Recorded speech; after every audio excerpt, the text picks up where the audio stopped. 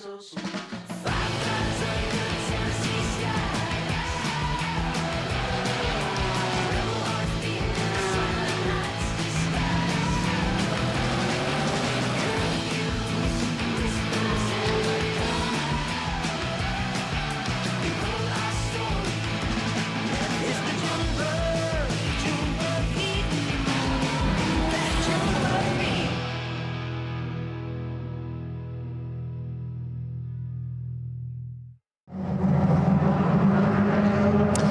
a very warm welcome back to Hockenheim for the third and final race of the opening weekend of the GT Summer Series. Well, it was rainy this morning, but the sun has come out once again, and we are excited to see what happens in this final race. Now, this final race is going to be ever so slightly different to the two sprint races that we had before, because of course we do have a pit stop to contend with. The race itself 50 minutes in duration, but something that hasn't changed, never changes, is the two gentlemen that I have alongside me. A good thing, never a bad thing to have the two of you alongside me, Andy and Adam. We've given Adam a mic this time, so you can give us your own thoughts, Adam. What are you looking forward to? I've already almost belted out Aussies I'm going through changes when you started saying that, so it's going well so far.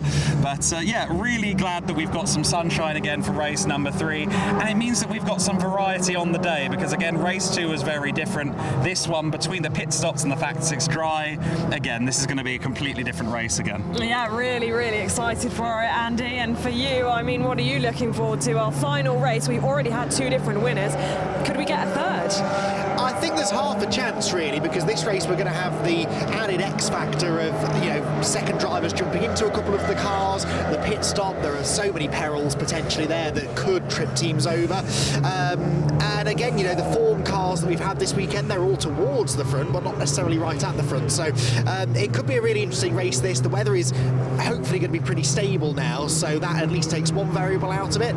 But there's plenty of other things that could still trip people up. There certainly are, and plenty of the drivers as well, you know, new to cars or, you know, new to this format this weekend and things like that.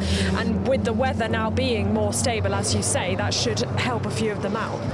They will certainly have been happy, those with less experience, clearly. There's an argument to say that you want to experience a little bit of all weathers, because then you're going to learn more, but in the moment it doesn't always feel like that for the drivers. We saw a couple caught out by it earlier on this morning. So yeah, much closer conditions to yesterday, but noticeably cooler. And outwardly it looks like the track's basically in the same condition it was for race 1, but actually that has quite a severe impact on how you set these cars up, even down to things like tyre pressures and whatnot. That will be something that's caused a bit of head scratching for the teams, and over a longer race, if you've got it wrong, it's going to look even more obvious. So that could be a deciding factor. Yeah, we will certainly keep an eye on that. Right, you can see the Heroes Arena is full behind us. We will let Andy go off and do his final preparations, and both Adam and I are going to take a walk. So I will start by going over to the number 45, and that is going to be our pole sitter, Thomas Vestarp. Now, of course, 2 P2s so far this weekend. He's just having a chat, but I am going to grab him. Well, final race of the weekend. It's been 2 P2s so far. You're back on pole. How are you feeling for this one? I feel good. The weather is nice. I hope the car is really the same, and I hope I have a good race. It would be nice to end the weekend with a win, wouldn't it? Yes, I hope I finish this race with a win, yes. And in the race this morning, of course, it was raining. I mean, Ole obviously taking the win this morning, but with it being dry now, it should favour you a little bit more. Please repeat. You think the conditions should favour you a little bit more now? Yes, the conditions can help me a little bit. Yes, but we will see. It's a long distance now, and we will see. All right, best of luck. Thank you for speaking to us. There is our pole sitter. Now we're going to wind our way round, because I believe that Adam Weller will have a little chat with our P2, and that is going to be Ole Petersen, our winner from this morning. Yeah, absolutely right. Ole Petersen winning the race this morning in very different conditions, wet conditions. You were really giving it everything despite the wet weather, using all of the curbs. I know at the start of the weekend you told me, you know, I'm taking it easy, I'm getting used to the car. I feel like you're already used to the car. No, not yet. I really need more laps in the car, and hopefully after this year I feel more confident in the car. And we were just talking before we had the camera over here, obviously, about the fact that your family is here. We've seen your children with you on the podium, but also your dad's here, and you all work together in the same business. So there's a car dealership that 3 generations of the family have worked in. Yeah, that's correct. Yeah. And tell us about that. Is that a challenging role? Yeah, sometimes it's a challenge, but also sometimes it's also good. It's good for the so I can go out and drive some race sometimes also. This is a nice way to relax and unwind, correct? Yeah. Totally.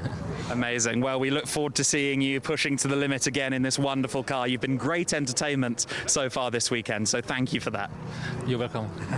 Let's go then over to Izzy. She's managed to catch up with race 1 winner, Alex Croker. I certainly have him alongside me. Of course, they'll be starting in P4 for this race. I mean, it's going to be both of you featuring in this race for the first time. How pleased were you with Pierre's performance this morning? Well, this morning I was really happy about his performance because he's not that very experienced in the rain, so it was pretty good what he did, and I was quite happy, especially second place in our GT3 AM class and 4th overall, so I'm pretty happy. And in terms of your role with Pierre, what kind of things are you looking for in terms of coaching and things like that to kind of help him improve?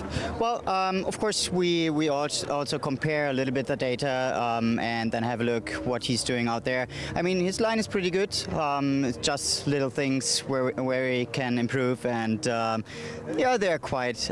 There's still some gaps between, but he's improving all the time, and that's good. And he will be starting the race, or you will be starting the race in this third race now?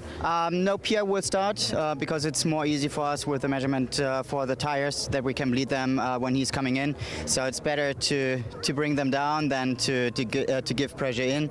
So that's the reason why he's starting. And so in terms of what your role will be then after the pit stop, is it just a case of see where you are after the pit stops and then go, go, go? Well, I will try my best, of course. I want to catch up to the front, and let's see how he is getting in and how I get into the race and what I can achieve in the last few minutes, or let's see when he's coming in. And how much have you enjoyed this weekend overall so far? I mean, we've had, as you say, mixed conditions, but you did a fabulous job yesterday, great winning margin, you were dominant in that race, so it must be quite nice to have started like that. Yeah, of course, couldn't be better.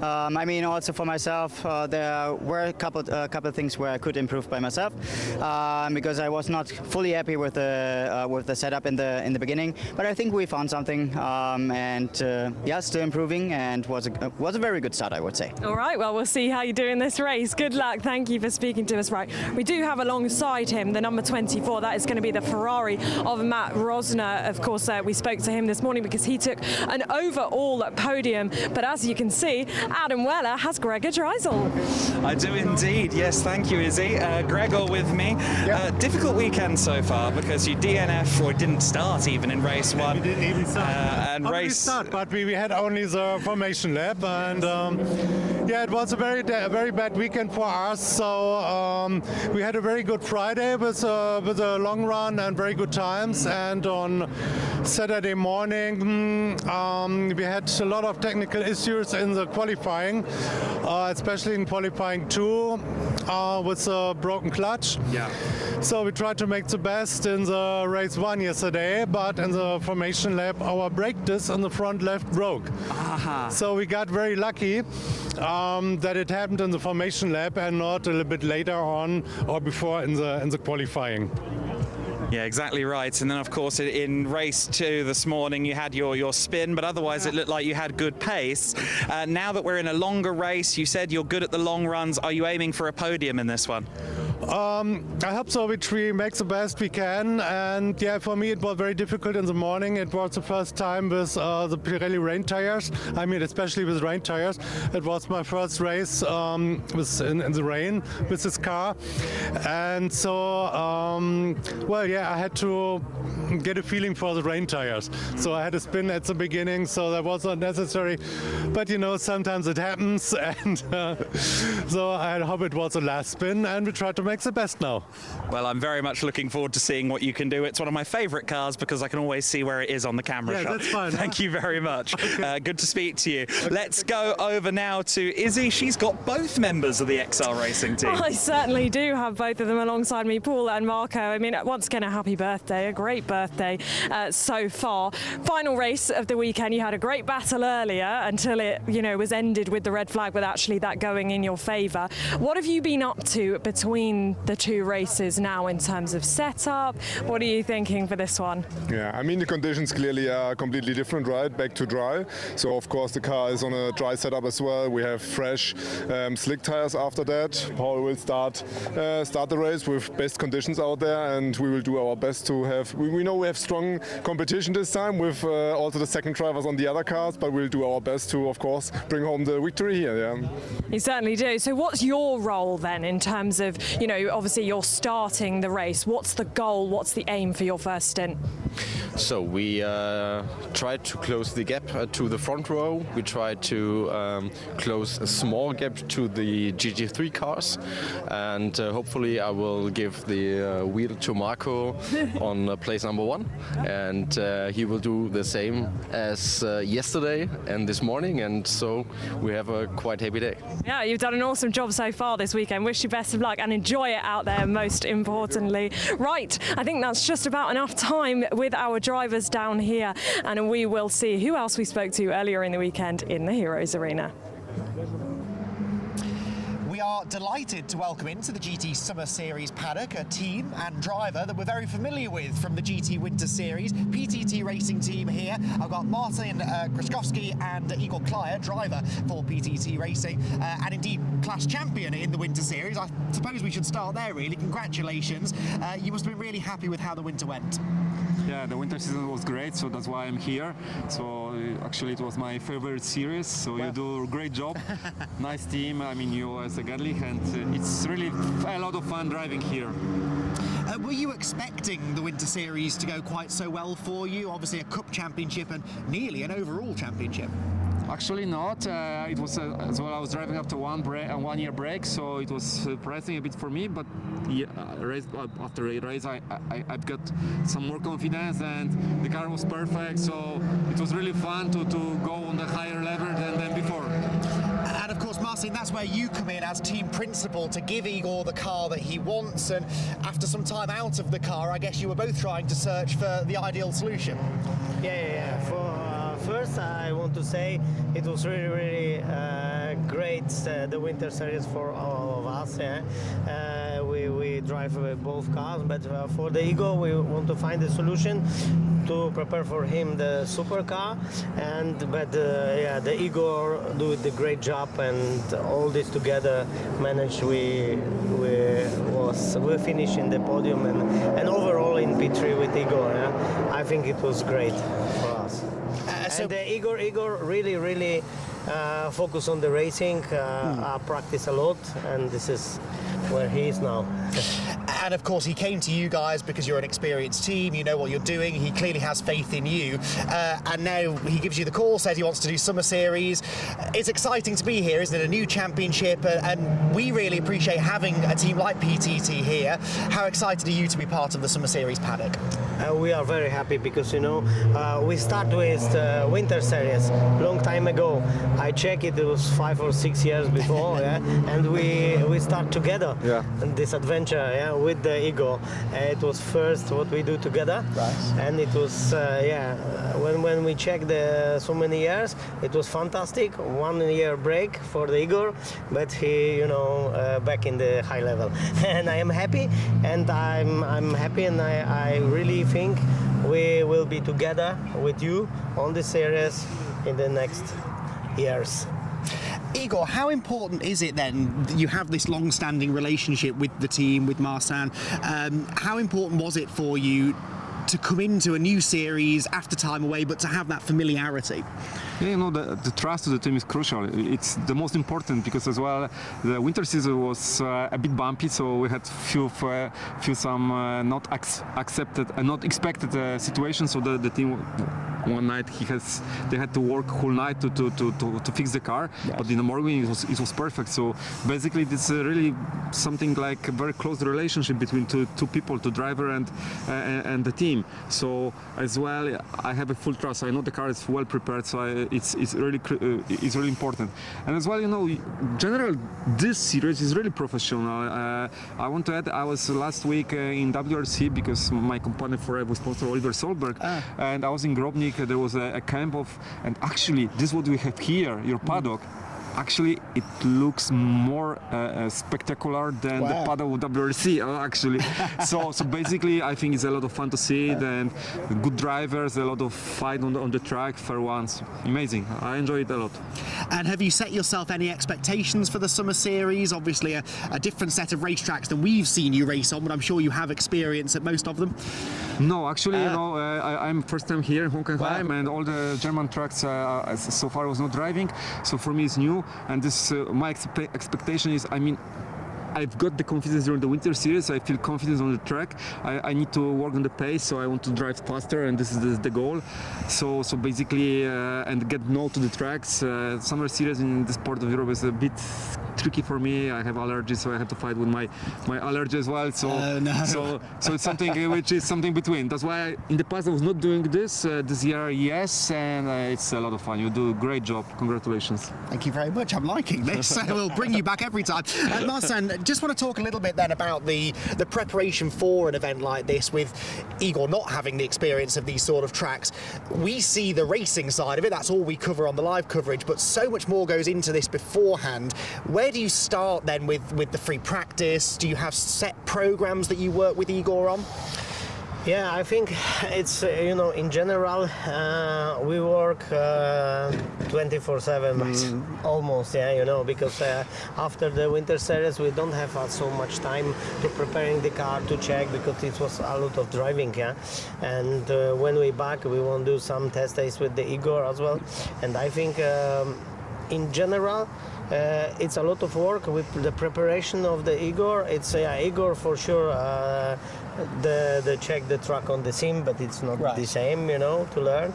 And we have some setups, because we drive the sports cup here. In this case, we don't come, but without any idea how to drive with the car here. But the Pirelli tires are, in my opinion, over here, it's really, really good tire to drive. And we have some ideas to set up the car on Pirelli tires. In this case, I think all together, we and him, we could full package ready to run. Good. Well, we've had success from you in the past. We hope for more success in the GT Summer Series. Great to have PTT and Igor Klyer back in the Gedlich Racing paddock for GT Summer Series. If I may add something to this, because that's a very interesting question. What is the preparation? This one is from my point of view. I'm a gentleman's driver. It's not my profession. So yeah, first of all, PTT as a team, and I shouldn't say this because they will ask more money for it. They have great experience on the track. They know the setup for each track. But on the top of it, this is the most important, we have great instructor. Mateusz Rysowski is a great guy, world champion in GT3. So basically this is something important. I spent 0 minutes on the sim here, so I didn't have time actually. So all the knowledge, he's sitting on the right seat on the first day, he's giving perfect instruction. So this is really critical, because I know that many drivers struggle. We don't know how to drive. It's not like we're going to the track as a amateur and we know this line or this line, this corner, this point, braking point. So the team is complex. So there is one setup of the car is important, because the guy were here. They were driving in different series on pro level, and they know how to do it. But as well as the pro driver is extremely important to give you the instruction and follow it, and we do it. So this is some full setup of the car, of the team, and the team is combination of the mechanics and the instructors. So I'm very happy to drive with them. It's a full team effort, isn't it? Full team effort. Well, thank you very much for having a chat, and best of luck for the Summer Series. Well, welcome back to the Heroes Arena for what will be the final grid group here today. We have got the second group of cars in, ready to go to the pre-grid shortly. But Adam, I mean, the wind has picked up, first of all. That could maybe catch a few drivers out if it gets much heavier. Absolutely. The crosswinds going down the Parabolica can be pretty unsteadying for a driver. But the main thing, and we've seen it at Winter Series venues before, with a corner like the Turn 6 hairpin, if they have a tailwind pushing them into the corner, everything they know about that braking zone changes definitively. So I'm not smart enough to know which way it's going. I think it's it's a bit of a crosswind actually. So it's going to be interesting to see how that affects some of the braking zones. Yeah, it certainly will be interesting. But as I say, we have the second group of cars behind us, and this car behind us, the number 27, I mean, they've done fairly well so far this weekend, taking the clean sweep of GT4 wins. They really have done a good job. Bernd Schabel and Tobias Erdmann in that car. Can they make it 3 for 3? Can they make it 3 for 3 is a very good question. Of course, there's championship pedigree in that lineup. Both of them have 5 and 6 years of experience in the cars or in a GT4 Audi R8, so they are very well versed with the car. I do want to do a little bit of GT racing bird watching.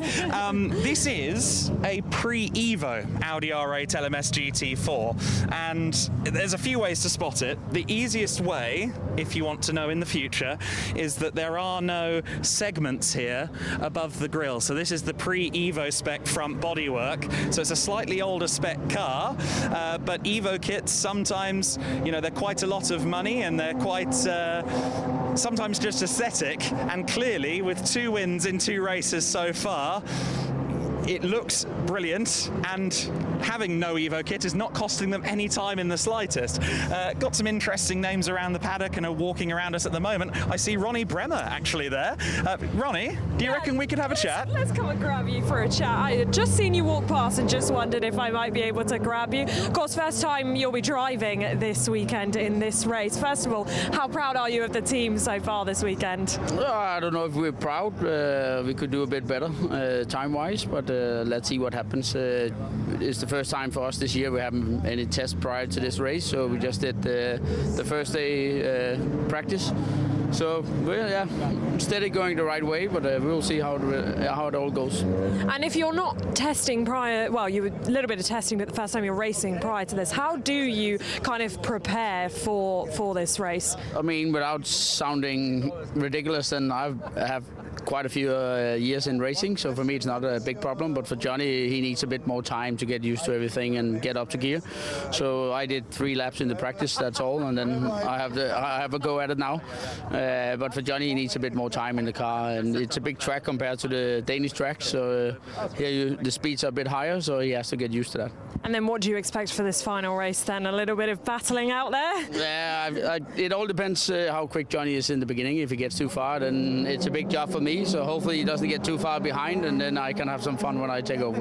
Well, we're certainly looking forward to it. Thank you for speaking to us. We will let you go and get prepared. We do have another driver, Bernd Schabel, alongside me. Well, first of all, I think nice to meet you too. I think congratulations are in order, because you guys have done very well this weekend. Yeah. How much have you been enjoying it? Very much. So first we had won my teammate, and now I won this morning in the wet. So yeah, we are great. Now we are looking for the race together. Yeah. So yeah, we like it. Yeah.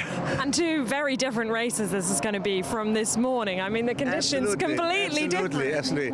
Wet this morning, and now sun and nice temperatures, and yeah. So yeah, but this morning was hard. We had a 360, so we had a small crash, but all is fine now. We can recover and go on for the next race.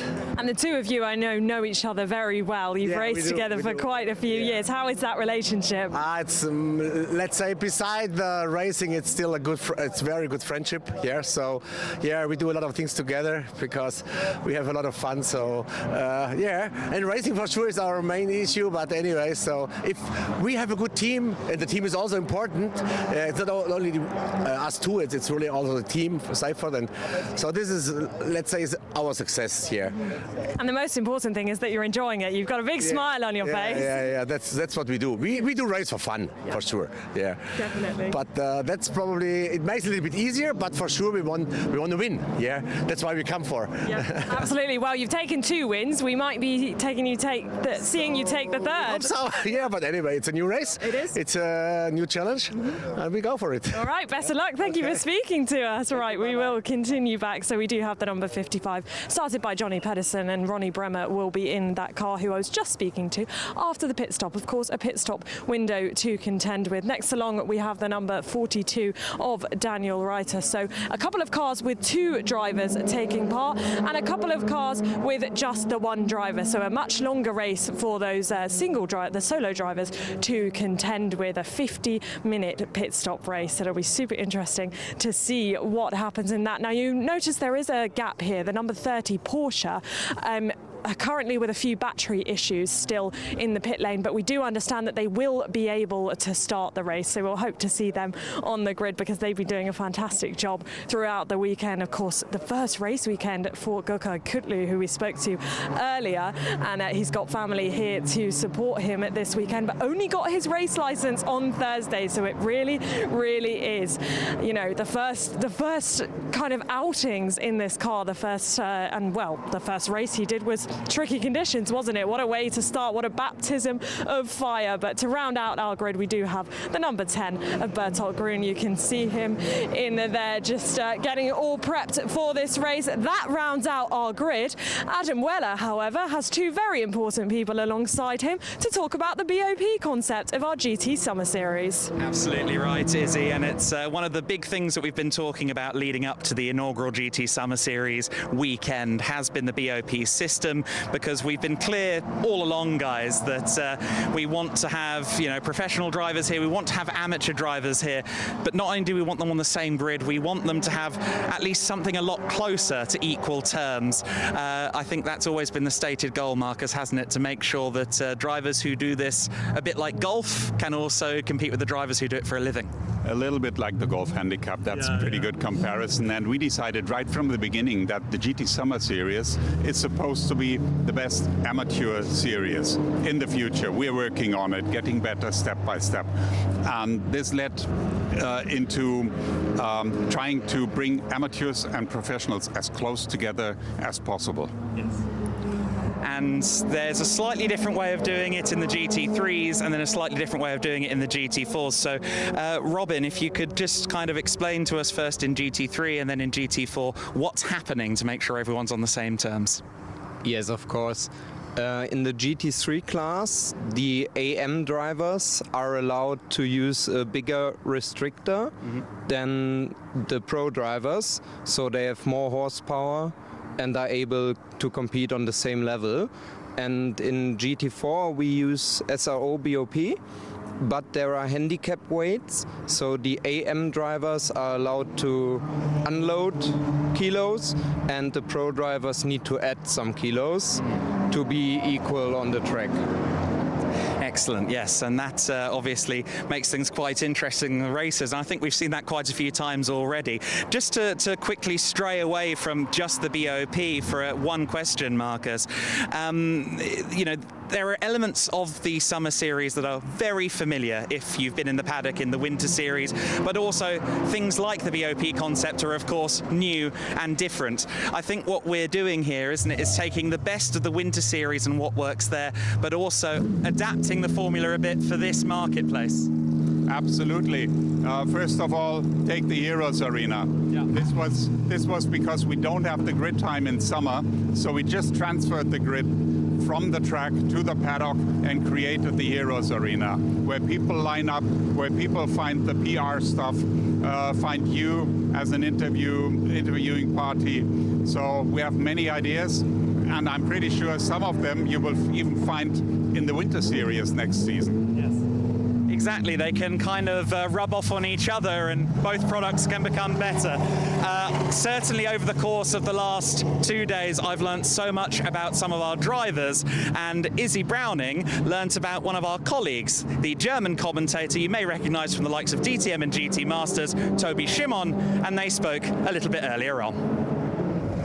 Well, welcome back to the Heroes Arena at round one here in Hockenheim. Now we are of course in Germany. The Gedlich Racing Organisation is a German organisation. So of course we are not only broadcasting in English but we are also broadcasting in German. And that means we welcome a new member to our team this weekend, Toby Schimon, who is the commentator responsible for the German live stream. First of all, how are you? Great to have you in our paddock. Thank you very much. What a great welcome, what a great organization, what a great racing series, and that's coming a great season, I guess. Yeah, it's definitely going to be a good season. Right, let's just talk a little bit about your background Yep. first, because you've been commentating for many years and you've worked across many different series. You know True. some of the drivers already Yep. in our championship. So just tell us a little bit about your experience. Well, I'm into motorsports now for 15 years, 16 years. I started as a journalist back in the 2011 season of DTM, and then I stuck to DTM for now 16 years.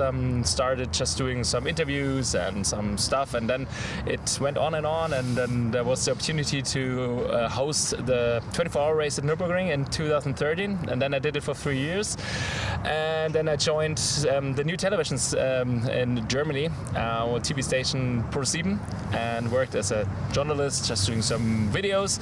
And from this season on, I will be the DTM commentator as well for the German television, and are into the 24 Hours of Nürburgring and some other racing series like Porsche Carrera Cup and stuff like that.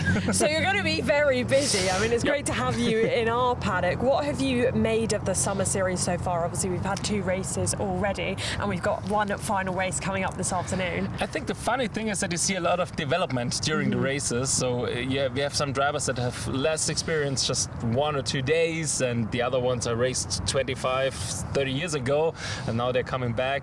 And I think this makes it so special. You know, you have this different type of cars, you have this different experiences in motorsport, and to mix it up on one racetrack, and I think they're all enjoying the time. So the first race was a little bit, everyone was shy, everyone was just behaving. And the second race, now with this mixed conditions, honestly, was by far more entertaining, and also for the drivers, they were bright smile, and I think they were quite happy with it. Yeah, it certainly made things interesting. I mean, we've got bright sunshine now, like race 1 was yesterday, so a change in conditions within the same day as well now for the drivers to adapt to this afternoon. They've also got a pit stop to think about in the endurance race, so plenty to think about in this final race for them.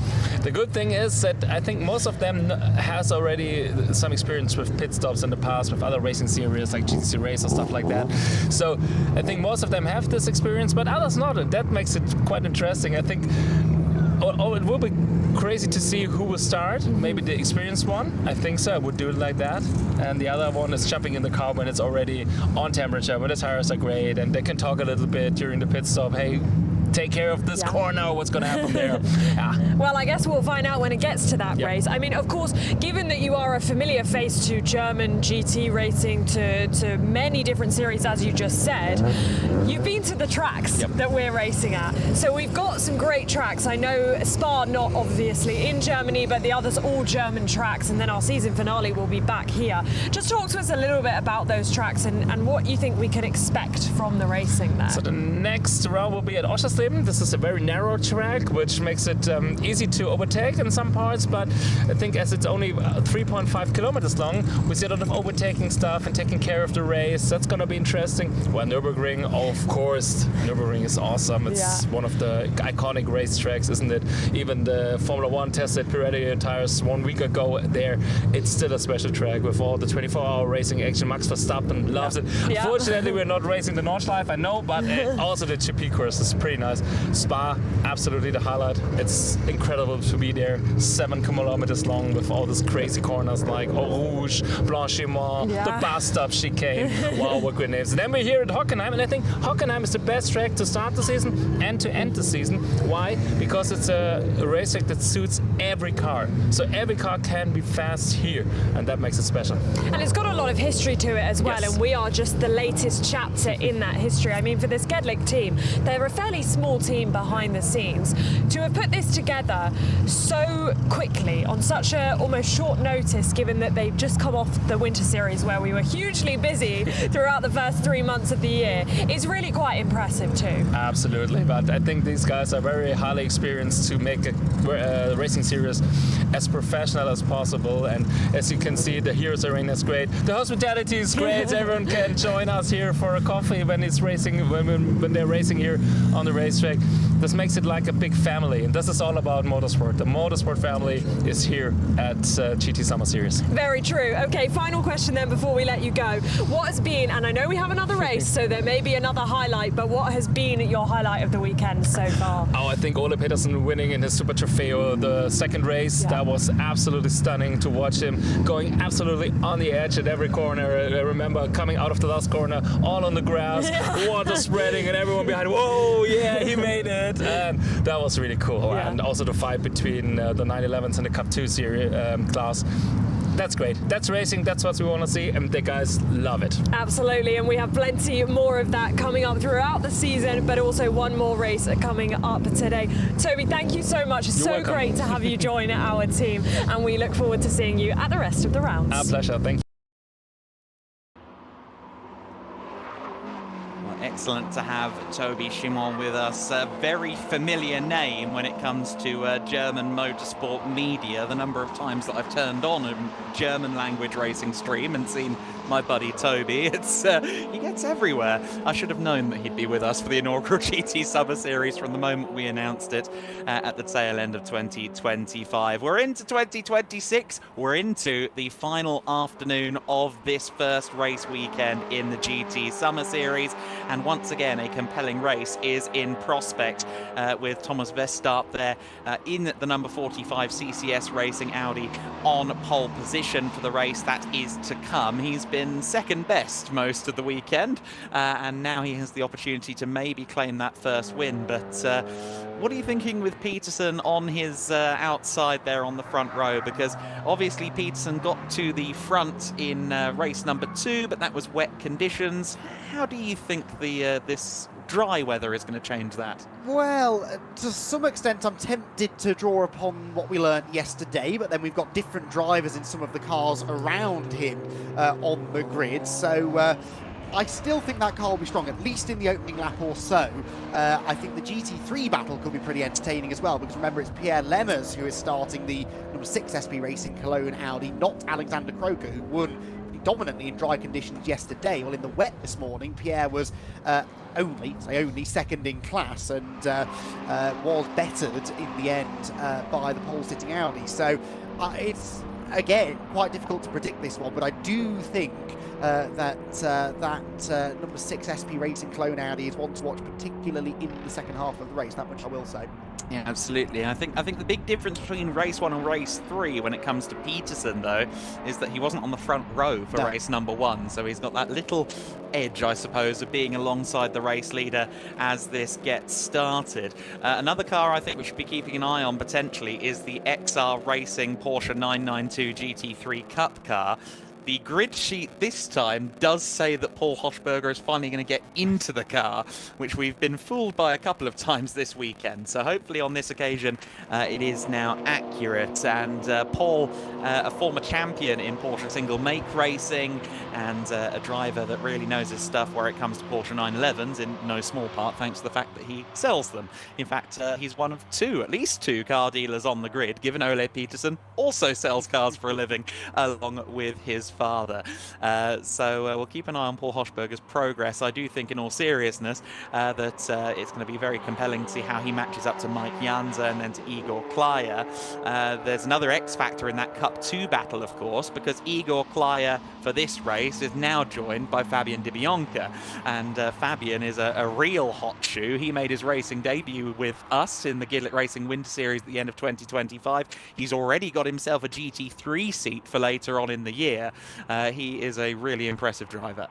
Yeah, that's going to be interesting. Cup 2 so evenly matched up to this point. Will that be the thing that maybe tips it in the favour of that car? We'll have to wait and see. But yeah, that Cup 2 battle was absolutely fascinating in the second race earlier on. There were three cars that could have won it, and had it not been for a bit of a mistake seemingly for Igor down at the hairpin where he just missed his braking zone slightly, was the word I was about to use, but maybe not the right word. He missed the corner by quite some way. He could easily have ended up on the top step in the class. So yeah, expect that scrap to resume. And of course, we've also got the intrigue to see what happens in the GT4 AM category as well. Pit stops, though, I think will definitely have a part to play in this. The timing of the pit stop to some extent is of significance, but there are lots of pit stop regulations that inexperienced drivers perhaps could fall foul of. We see this in Winter Series quite a lot, particularly at the start of the season when everyone's getting used to it. So don't be surprised if we see a couple of messages pop up on the timing screen in the second half of the race. Yes, per the most recent amendment, I believe it's an 84-second stop here during this one. So that's going to be something to keep an eye on, certainly, in this, to make sure that everybody abides, and then to see how that affects things if they do not. To cover a few bases, we are sadly down to 15 cars for this race. Of course, Hermann Speck found the wall in race number 2. He was completely fine. They believe the car will be completely fine after a small visit to Porsche Spares and Repairs, or I think it's actually a small visit from Porsche Spares and Repairs to them, as we can see the current race, or the race that's just ended, coming in. So in the next 2 or 3 minutes the cars will be released. But yes, Hermann Speck unfortunately not in this race, but we expect to see him in Oschersleben, which is great news. He's excited about this GT Summer Series concept, and we're excited to see how he performs as the season goes on. We didn't really cover it in the stream, but he was on slicks in that race, as he kind of told us. We thought with tongue in cheek, but no, he did do that, Andy. I genuinely didn't take him seriously when I heard him say that, because he's a character, he's got a sense of humour, and I thought, oh, ha ha ha, very funny. No, he was deadly serious, and of course, part of my brain hadn't calibrated to the fact that since he was in the Heroes Arena, the next port of call was the pre-grid, assembly area, as we would call it in the UK. Then you're on the track, so actually no chance after that point to assess, and that's a bit of a challenge for the teams as well, having to make that decision a little bit further ahead of time than normal. So yeah, explains a few things. We saw him very, very tentative off the start, clearly lacking in lap time, and unfortunately lacking in rear grip as well. But good to hear that the damage to the car is not quite as significant as perhaps we first feared. And it was remarkable, actually, in the garage after the race, looking at the car. The tyres looked brand new, as in they hadn't lost even a quarter of a layer off. They hadn't even been scrubbed, realistically, because he was having to work so hard just to keep the car in a straight line that he wasn't put any forces through the car, and indeed the tyres, the Pirelli P0s, as it were. A couple of other withdrawals just to tell you about, people that unfortunately we've lost over the course of the weekend. PTT racing teams, Mercedes-AMG GT3 Evo took part in qualifying but only managed an outlap. Unfortunately, an engine failure besetting the Mercedes-AMG GT3 Evo, which means that unfortunately Przemysław Bienkowski has gone home early. Matthias Lizowski, of course the pro of that lineup, has stayed on though, and he's now coaching Igor Klyer and Fabian Di Bianca through this race. Of course, we heard from him in the Race 2 broadcast earlier on. Also, BWT Mucca Motorsport with the magnificent sounding club class Aston Martin V8 Vantage GT4, the first generation GT4 car. Well, first generation with an Evo kit, but whatever. Thilo Goss, the owner of the car, just didn't feel comfortable with what was going on underneath him on Friday, and they decided that discretion is the better part of valor, and let's hope that we see BWT Mucca Motorsport out again soon, be it with the Aston Martin or perhaps even with something else, because Thilo owns a few interesting cars. We'll keep an eye on that, and I think that's one of the things that's really interesting about this scene, about the German motorsport scene, is how many interesting, unique cars there are that could come and join us. We'll keep tabs on that, but the cars that we've got right now are with Izzy, so let's go down there.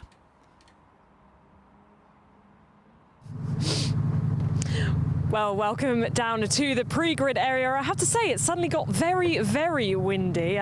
Certainly may catch some of these drivers out, as Adam and I were talking about earlier, in terms of braking points. So we'll keep an eye on that throughout the race. But just wanted to give you a little bit of a show of the pre-grid. For the final time this weekend, they've just had the 3-minute board. So these cars will be going out very, very shortly. But in all its glory, we wanted to show you our final pre-grid of the weekend. weekend here in Hockenheim. The race coming up very, very shortly, and I'm excited to see what we will have in this pit stop race because, of course, we have had 2 different winners this weekend. Will we see a third different winner? Well, boys, what do you think?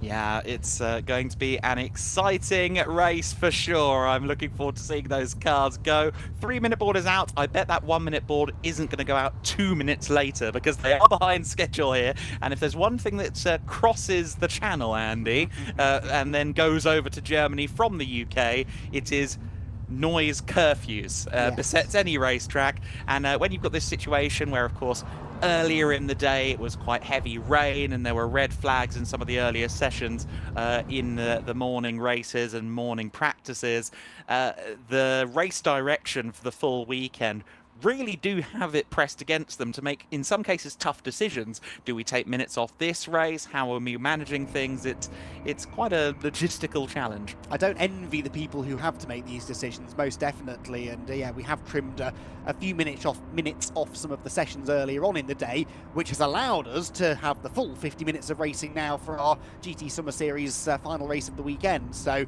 really top job by the people up in race control here at the Hockenheimring to make sure that we get the full distance in this third and final race of the weekend, which is imminent. The car's released now from the pre-grid and out onto a dry circuit, mercifully, and we will wait and see what exactly is going to unfold over the next 50 minutes or so. So many fascinating storylines. I think the opening few laps are going to be quite lively, really. I don't think there's, in the dry, an awful lot to choose between Thomas Verstappen and Pierre Lemmers, for example. Matt Rosner made a good start earlier on today. He starts on that second row. Gregor Drasel hasn't yet had a trouble-free race, has he? Didn't get into race 1, really, having to bring the car in with clutch issues. Had a spin earlier on this morning, early on, when we sort of expected him to be a factor. So a couple of drivers looking to try and make something of the weekend, and others who know they've got the potential to win this race will understand the significance of making a good start and trying to assert dominance. Yeah, absolutely. And even at this early stage, of course, we talk about it in the Winter Series, you know, even at the first event, points considering the full season. And I guess it's even more kind of strategically challenging in a way here because there's these long gulfs. You know, we're talking about the championship in the Winter Series in this compact 7-8 week window of time, but they've got to consider here, yes, there are only 5 events, but where are we going to be in October when we come back here to Hockenheim again? And certainly I think of all the drivers that have to do some salvaging, shall we say, Gregor Drasel from P5. We'll keep an eye on him because he's had a fairly rough go of it so far. I believe we're only going to do 1 formation lap, so let's run through the grid here. Thomas Verstappen starting this one from pole position in the number 45 Audi R8 LMS GT3 Evo 2. Ole Peterson alongside him when we go 2x2 in the Lamborghini Huracan Super Trofeo car. It will be faster to the corner at turn 1. Will it still be ahead, or will it get ahead in time for the first corner? And Matt Rosner, as we just alluded to, starting from 3rd position in the Ferrari 296 Challenge car that's often attributed to being a bit of a missile in a straight line. That certainly hasn't changed here. Pierre Lemmers in 4th position in the Audi, the SP Racing clone car, in its incredibly distinct livery. Gregor Drasel from 5th position, another one that's a commentator's friend, being bright pink. A couple of really useful liveries on those terms here. Paul Hochberger next in 6th position, then Mike Janza in 7th place in the number 3 car from SA Performance, the Liechtensteiner team. That's their Swiss driver. Igor Klaya alongside, set to hand over to young Fabian Di Bianca a bit later in the race. Then it's all Cup X, row number 5. Cup X, in this case, for cars that have been slightly detuned for drivers with national licenses. That is going to be and Franz Binder, then Tobias Erdmann and Johnny Pedersen 11th and 12th places, Daniel Reiter 13th, Alexander Danza 14th, And at the back of the field, we are having Bertold Grun starting in the Audi R8 LMS GT3 Evo 2. He drives that car solo. Can he make up some places in the early going? So, 2x2 formation, Noah's Ark formation at this stage. What's going to happen next? We've had 2 interesting races so far in the GT Summer Series sprints. How does it all shake up the form book then when we have a pit stop in the middle and potentially some driver changes to which lineup we're looking at? We're about to find out. 50 minutes of racing. The first ever GT Summer Series pit stop race is go, and it's the V10 song at the front of the field, but will it be Lamborghini or Audi leading into the first corner? It's Verstappen into the early lead. Peterson couldn't quite get far enough as per usual. Cars going 2-3 wide and indeed off the circuit. Still in the GT4 lead looks to be Tobias Erdmann, and Tobias Erdmann leading the GT4s in the Audi. Daniel Reiter not far behind. Yep, good clean start and pretty elbows out run through the first corner. Speaking of, Igor Klyer there nearly into the side of Gregor Drassel as they came through turn 4. They have survived that just about, but Gregor Drassel, I think, was perilously close to being knocked out wide onto the grass there as he battled with the Cup 2 front runner. At the head of the field, though, Verstappen leads the way. It's pretty much grid order, isn't it, really, across the top half dozen or so. Drassel wide at the hairpin and does now allow Igor Klyer to go by. Crucial, though, I think, that Thomas Verstappen has kept Ole Peterson at bay through the first half of the lap and now needs to try and get his head down and get away from that rapid Lamborghini if possible. Yeah, absolutely right. Let's see whether Verstappen can set about building a gap. He's going to want to, of course, for numerous reasons, one of which will be that Pierre Lemmers is handing over, of course, to Alex Croker later on in the race, but also just to give himself a bit of a buffer, a bit of breathing room here. And I'm noting what could be the resumption of a battle, because don't forget, Ole Peterson and Matt Rosner had a really entertaining start to race number 1. They were dicing together for what was an overall podium position in that race, and I think we're going to do it again here, potentially, with Pierre Lemmers looking to get involved as well. Igor Klyer very wide there through the penultimate corner, but yes, you're absolutely right. It seems that now in the dry conditions, Peterson doesn't necessarily have the pace to go after Thomas Verstappen out in front. Interestingly, yesterday Ole was a little bit tentative on cold tyres, and yet in the wet, where you have less grip, he seemed full of confidence, didn't he? So maybe just not quite extracting the maximum mechanical grip of the Lamborghini. Should get quicker as the laps go by. In Cup 2, Paul Hochberger is leading from Igor Klyer, who goes wide at turn 2 and opens the door again for Gregor Drassel. He might now lose second place in Cup 2 because that is Mike Janser, the grey, red and black Porsche. He is also running in the Cup 2 category and will have a good opportunity here to put some pressure on Igor Klyer towards the hairpin. This is where Klyer got it all wrong in the wet in race 2, makes the apex this time, but is definitely having to drive in the mirrors a bit. Look, runs wide on the exit. Janser gets up the inside. There's a little bit of paint traded on the exit of the corner. That could have been disaster. And Janser, I think, says, okay, you keep the place for now. Yeah, maybe just wait a couple of corners for that to cool down and then we'll go again. While we're on the subject of Porsches, W&S Motorsport sadly have not taken the start. You might recall they weren't in the Heroes Arena. They were facing battery issues and they were struggling to get the car started. It has not taken the start of race number 3. Of course, they could wheel the car out if they do get it fired up, but they will now be at least a lap down, 2 laps down in just a few moments. Igor Klyer still driving through the mirrors then. This is all brilliant for Paul Hochberger, who's building a lead at the front of the number 911 car. Meanwhile, Igor Klyer, I think, has spent a lot of this weekend looking in the mirrors, and with just cause, because look at the shapes being thrown by his adversaries. Oh, very, very wide again from Igor Klyer. I don't quite know how much he can get away with that. Janser has a good run, though, out of the final corner. They head towards the sud curve, the first corner of the lap, and they're not quite side by side, but if the number 3 gets a good run, and I'd say that it has, we could be on for a move here at turn 2. Yeah, and Klyer's been struggling seemingly at turn 2 in this race. He might be a bit circumspect under braking. Oh, they make contact again as they turn into turn 2. Janser was already committed to the inside line, and it's almost as if Igor Klyer didn't expect him to be there. That was a little bit odd, and Janser manages to wriggle his way through. Thank goodness, he thinks, because that was 2 altercations with Igor Klyer in just under a lap. You see, this is why we couldn't be race control, because I saw it the other way. Yeah. I thought that Janza was doing quite a good job of using his car as a weapon there, going towards turn 2, but we both saw that a different way. So then the number 3 and the number 77 line astern, but now with the positions swapped. It's been a bit of a hokey-cokey so far. Let's see if they change places again in just a few moments. Klaya late on the brakes into the arena there. Certainly he still has aspirations of getting that second position back, and I think Urs Frick just behind them in the Cup X leading 992 Cup car. Oh, Peterson! Ole Peterson is slow. He has got some drive, perhaps, but clearly that car is ailing, and he will drop out of second position.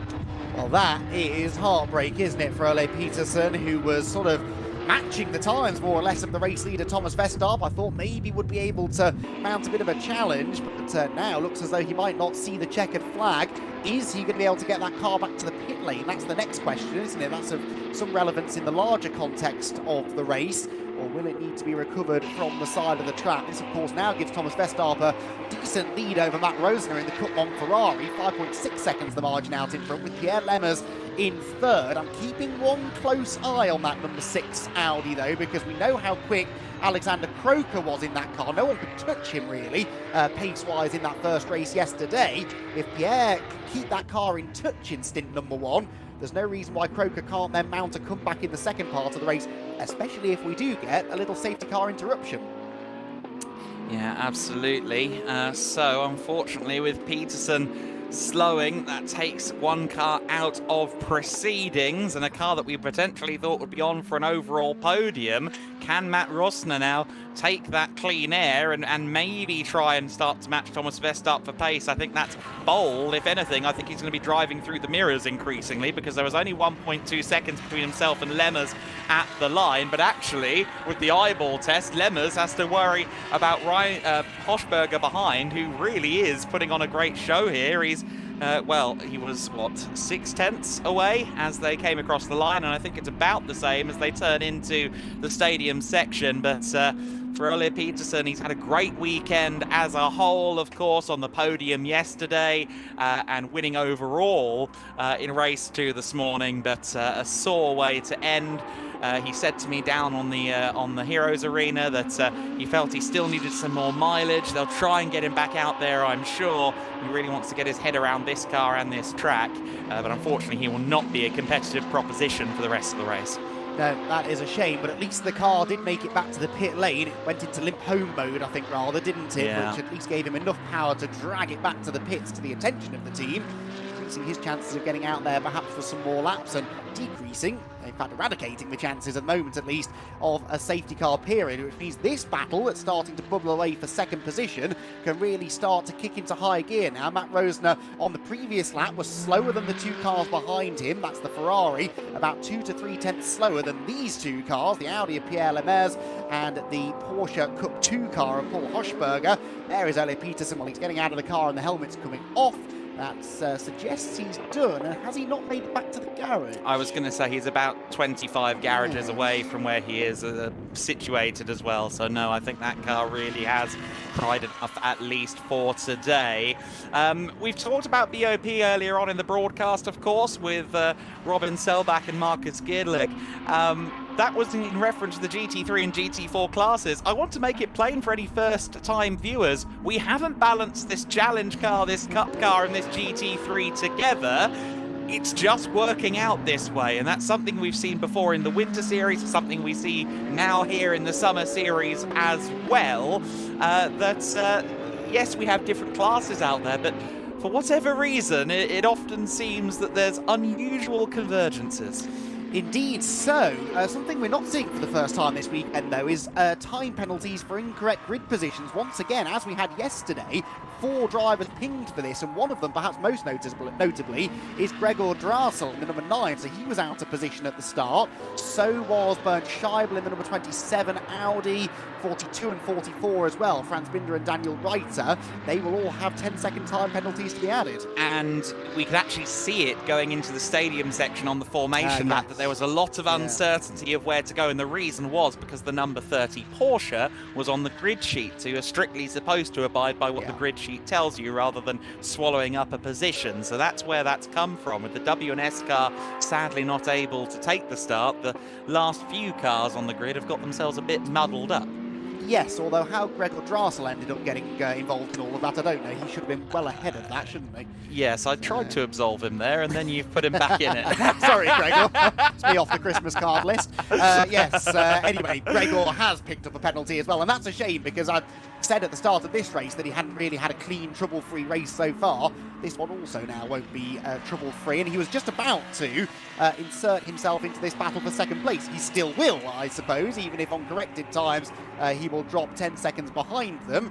But he is closing very much in on that group of cars ahead. Spin there for the 55 car, isn't it? Yes, that's gone around. That is Johnny Pedersen in the Race Lab Porsche. That was up at the hairpin, was it, or turn 2? That was turn 2. Turn 2, yes, thought so. So that car with a rotation. Did spot that two of the other Cup 2 Porsches, Mike Janser and Igor Klyer, they were as close together as ever they have been on the last camera shot before that. So that all Porsche scrap is about to ignite once more. Interesting. So they're just behind this pack of 4 at the moment. The second place battle in Cup 2, well picked up there by, I think that's camera op Mike and also our director Rob, the alphalive team that we're so familiar with from the Winter Series, joining us for this Summer Series opening event at least. And we're delighted to usher in this new era along with them.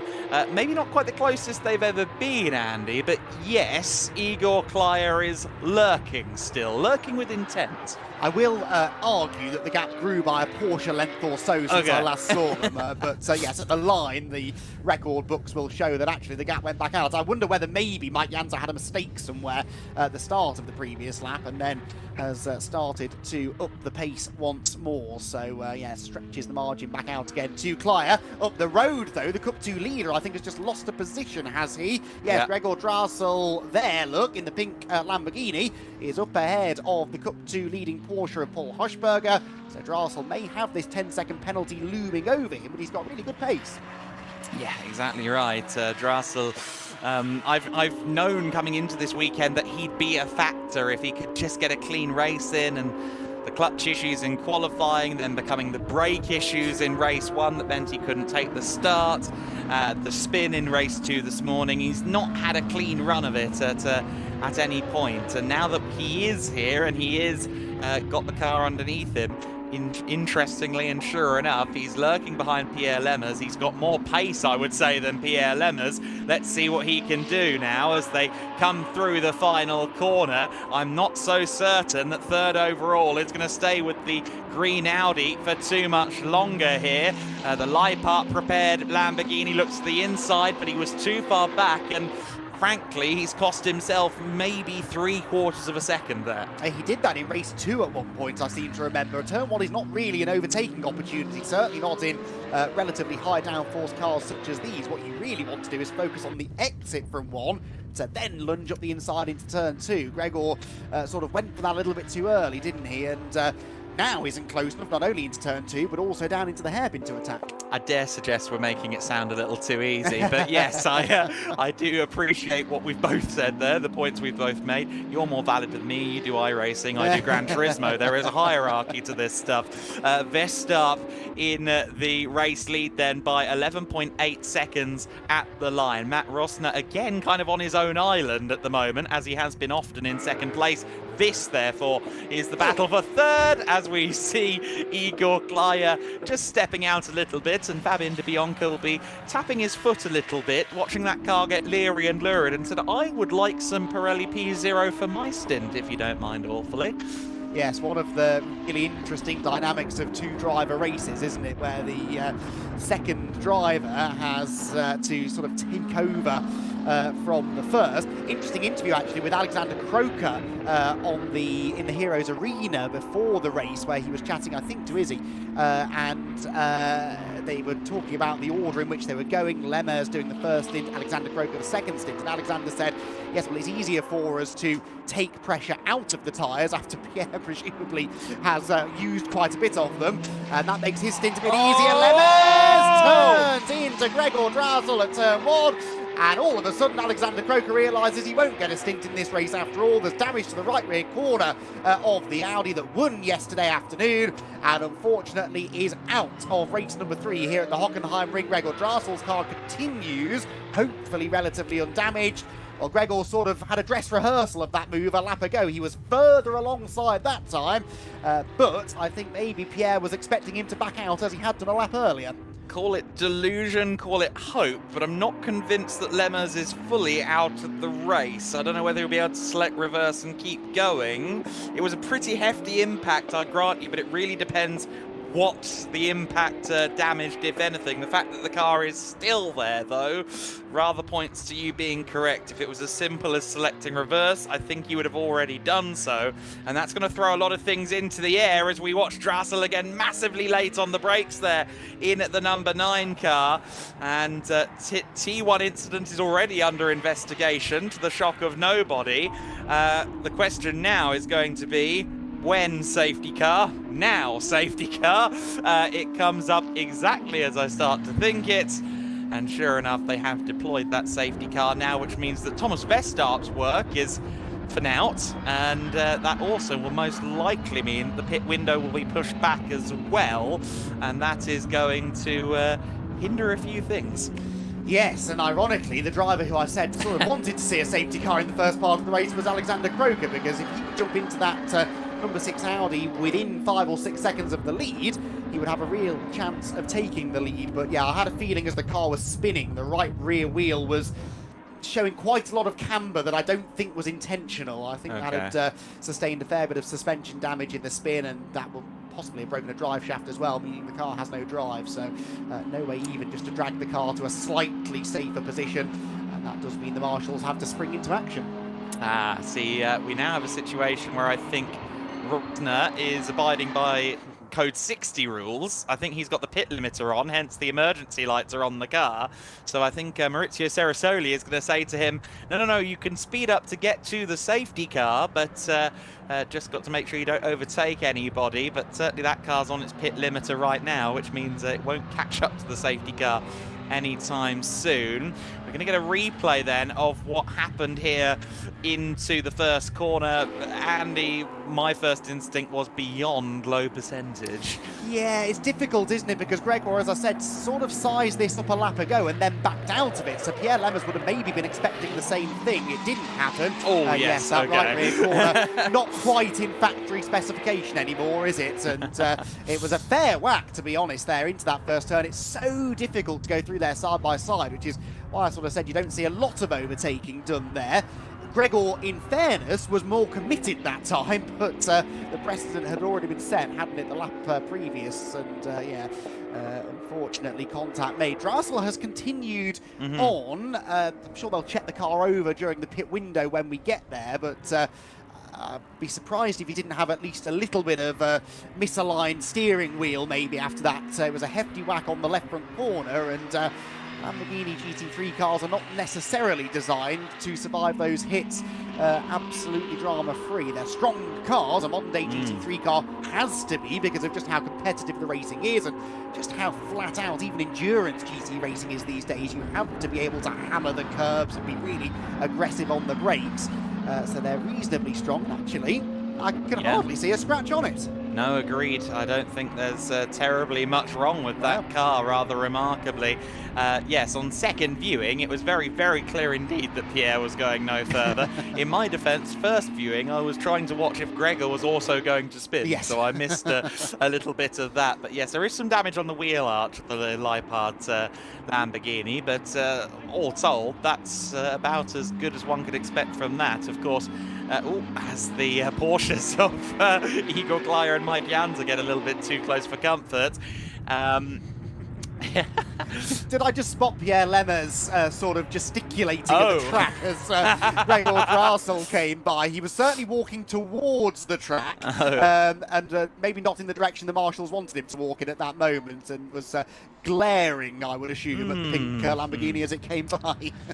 Yeah, no, a little bit NASCAR Bristol, isn't it? Throwing gloves at people and things like that. His helmet's still on his head, though, and True. wasn't lobbed at the front of the Lamborghini, True. at least. We're not Tony Stewarting yet. 30 minutes and 55 seconds of this race left to go, so the pit window would have been open effectively this time by when the safety car comes through, but by my understanding, we're not going to open the window until such time as the safety car has released the field and they've done one full lap under green flag conditions. That rule, I think, has carried over from the Winter Series per the last version of that I read, but maybe that isn't the most recent. We'll wait for the timing screen to tell us for certain. Referred to the stewards is Gregor Drassel for causing a collision. I'm not overwhelmingly surprised to hear that. Incidentally, worth noting, the entire field was still on the lead lap at the time the safety car came out, so everyone is going to bunch together. Now, who does that benefit? It benefits the 77 car, certainly, because Igor Klaya will hand over to young Fabian Di Bianca and he will be determined, he will be quick. That also really does benefit the number 55, Johnny Pedersen, will hand over to numerous championship winner in Denmark and ex-champ car racer in the United States, Ronnie Bremer. And so Ronnie will be, I think, relishing the fact that potentially he can go hunting. So what you're saying is Cup 2 is once again going to provide us quite an interesting second half of the race. I did spot what I think you've just spotted, the two red and largely red and black Audis at the front of the queue. That suggests that Berthold Grun had just been lapped by Thomas Verstappen before the safety car came out. That's a shame for Berthold, who is in a podium position at least in class, so might well be collecting some silverware in 40 minutes or so from the podium in the Heroes Arena, but sadly his time on the lead lap has come to an end, and that could provide a bit of a headache for Matt Rosner, Hochberger, Gregor Drassel, those queued up behind upon the restart, because you can't overtake before the timing line, even if the car ahead of you is a lap down, and even if the car ahead of you maybe doesn't accelerate quite as quickly as you would like them to. That's something that Thomas Verstappen should, if he's smart here, be able to use to his advantage.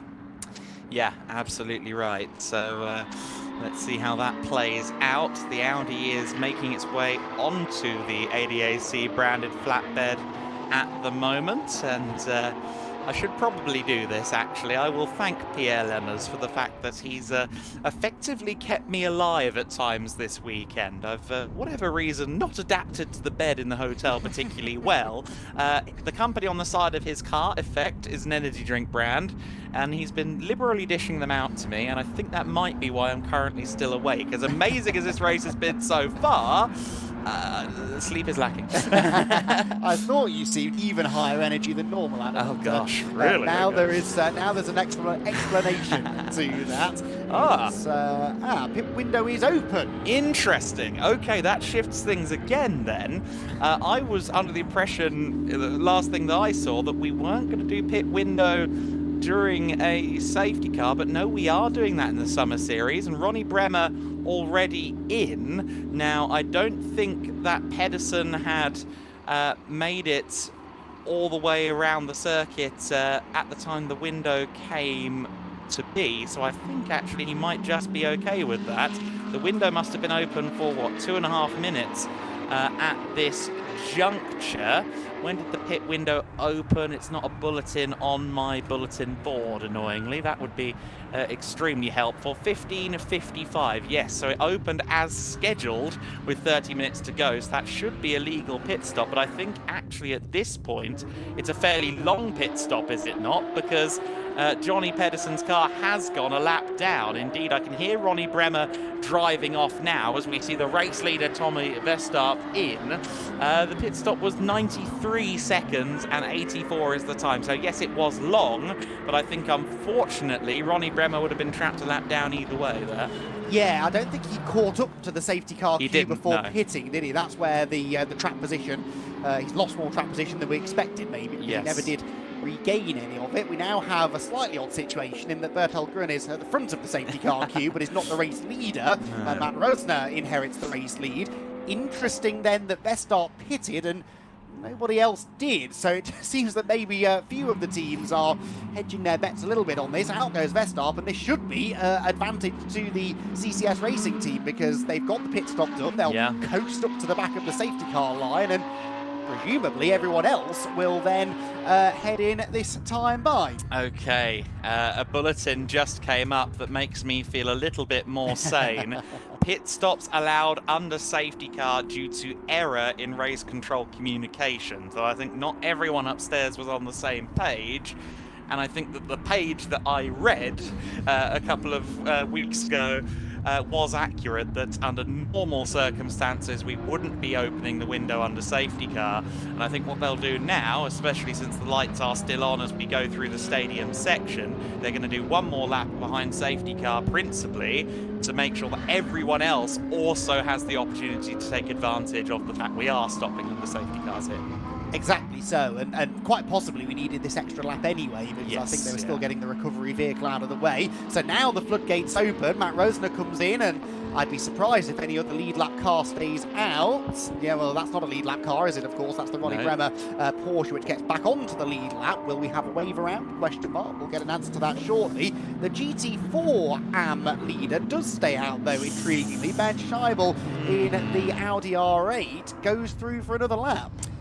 Yes, that is interesting, isn't it? That might hand things over to Ryder Racing to quite a significant extent in the GT4 category. There is the number 77 then being serviced, and Igor Klyer making way now for Fabian Di Bianca.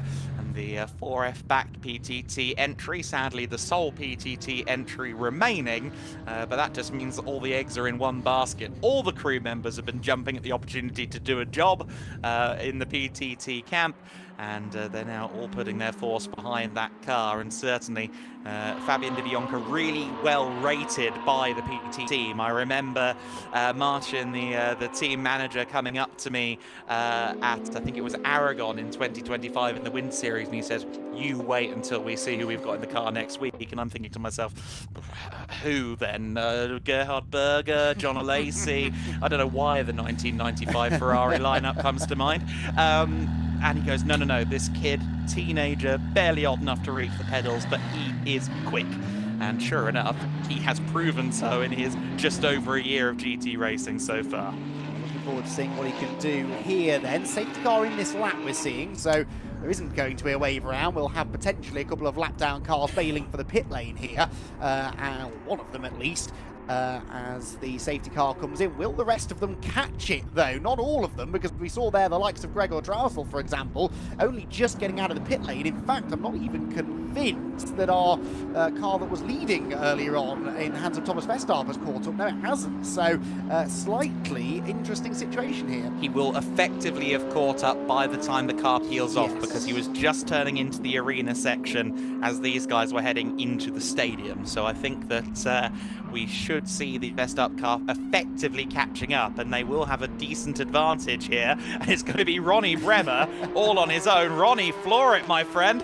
You've got an opportunity to try and stay on the lead lap here, and Ronnie does so absolutely. A former race winner in the Toyota Atlantics going back many years, but there you see that he's only barely on the lead lap, less than a main straight between himself and Thomas Verstappen. And well, I've seen Ronnie Bremer do some special things before. He's a race winner in the GT Winter Series, and he did so with a KTM GT2 up against GT3 cars. Let's see what he can do with a Cup 2 Porsche.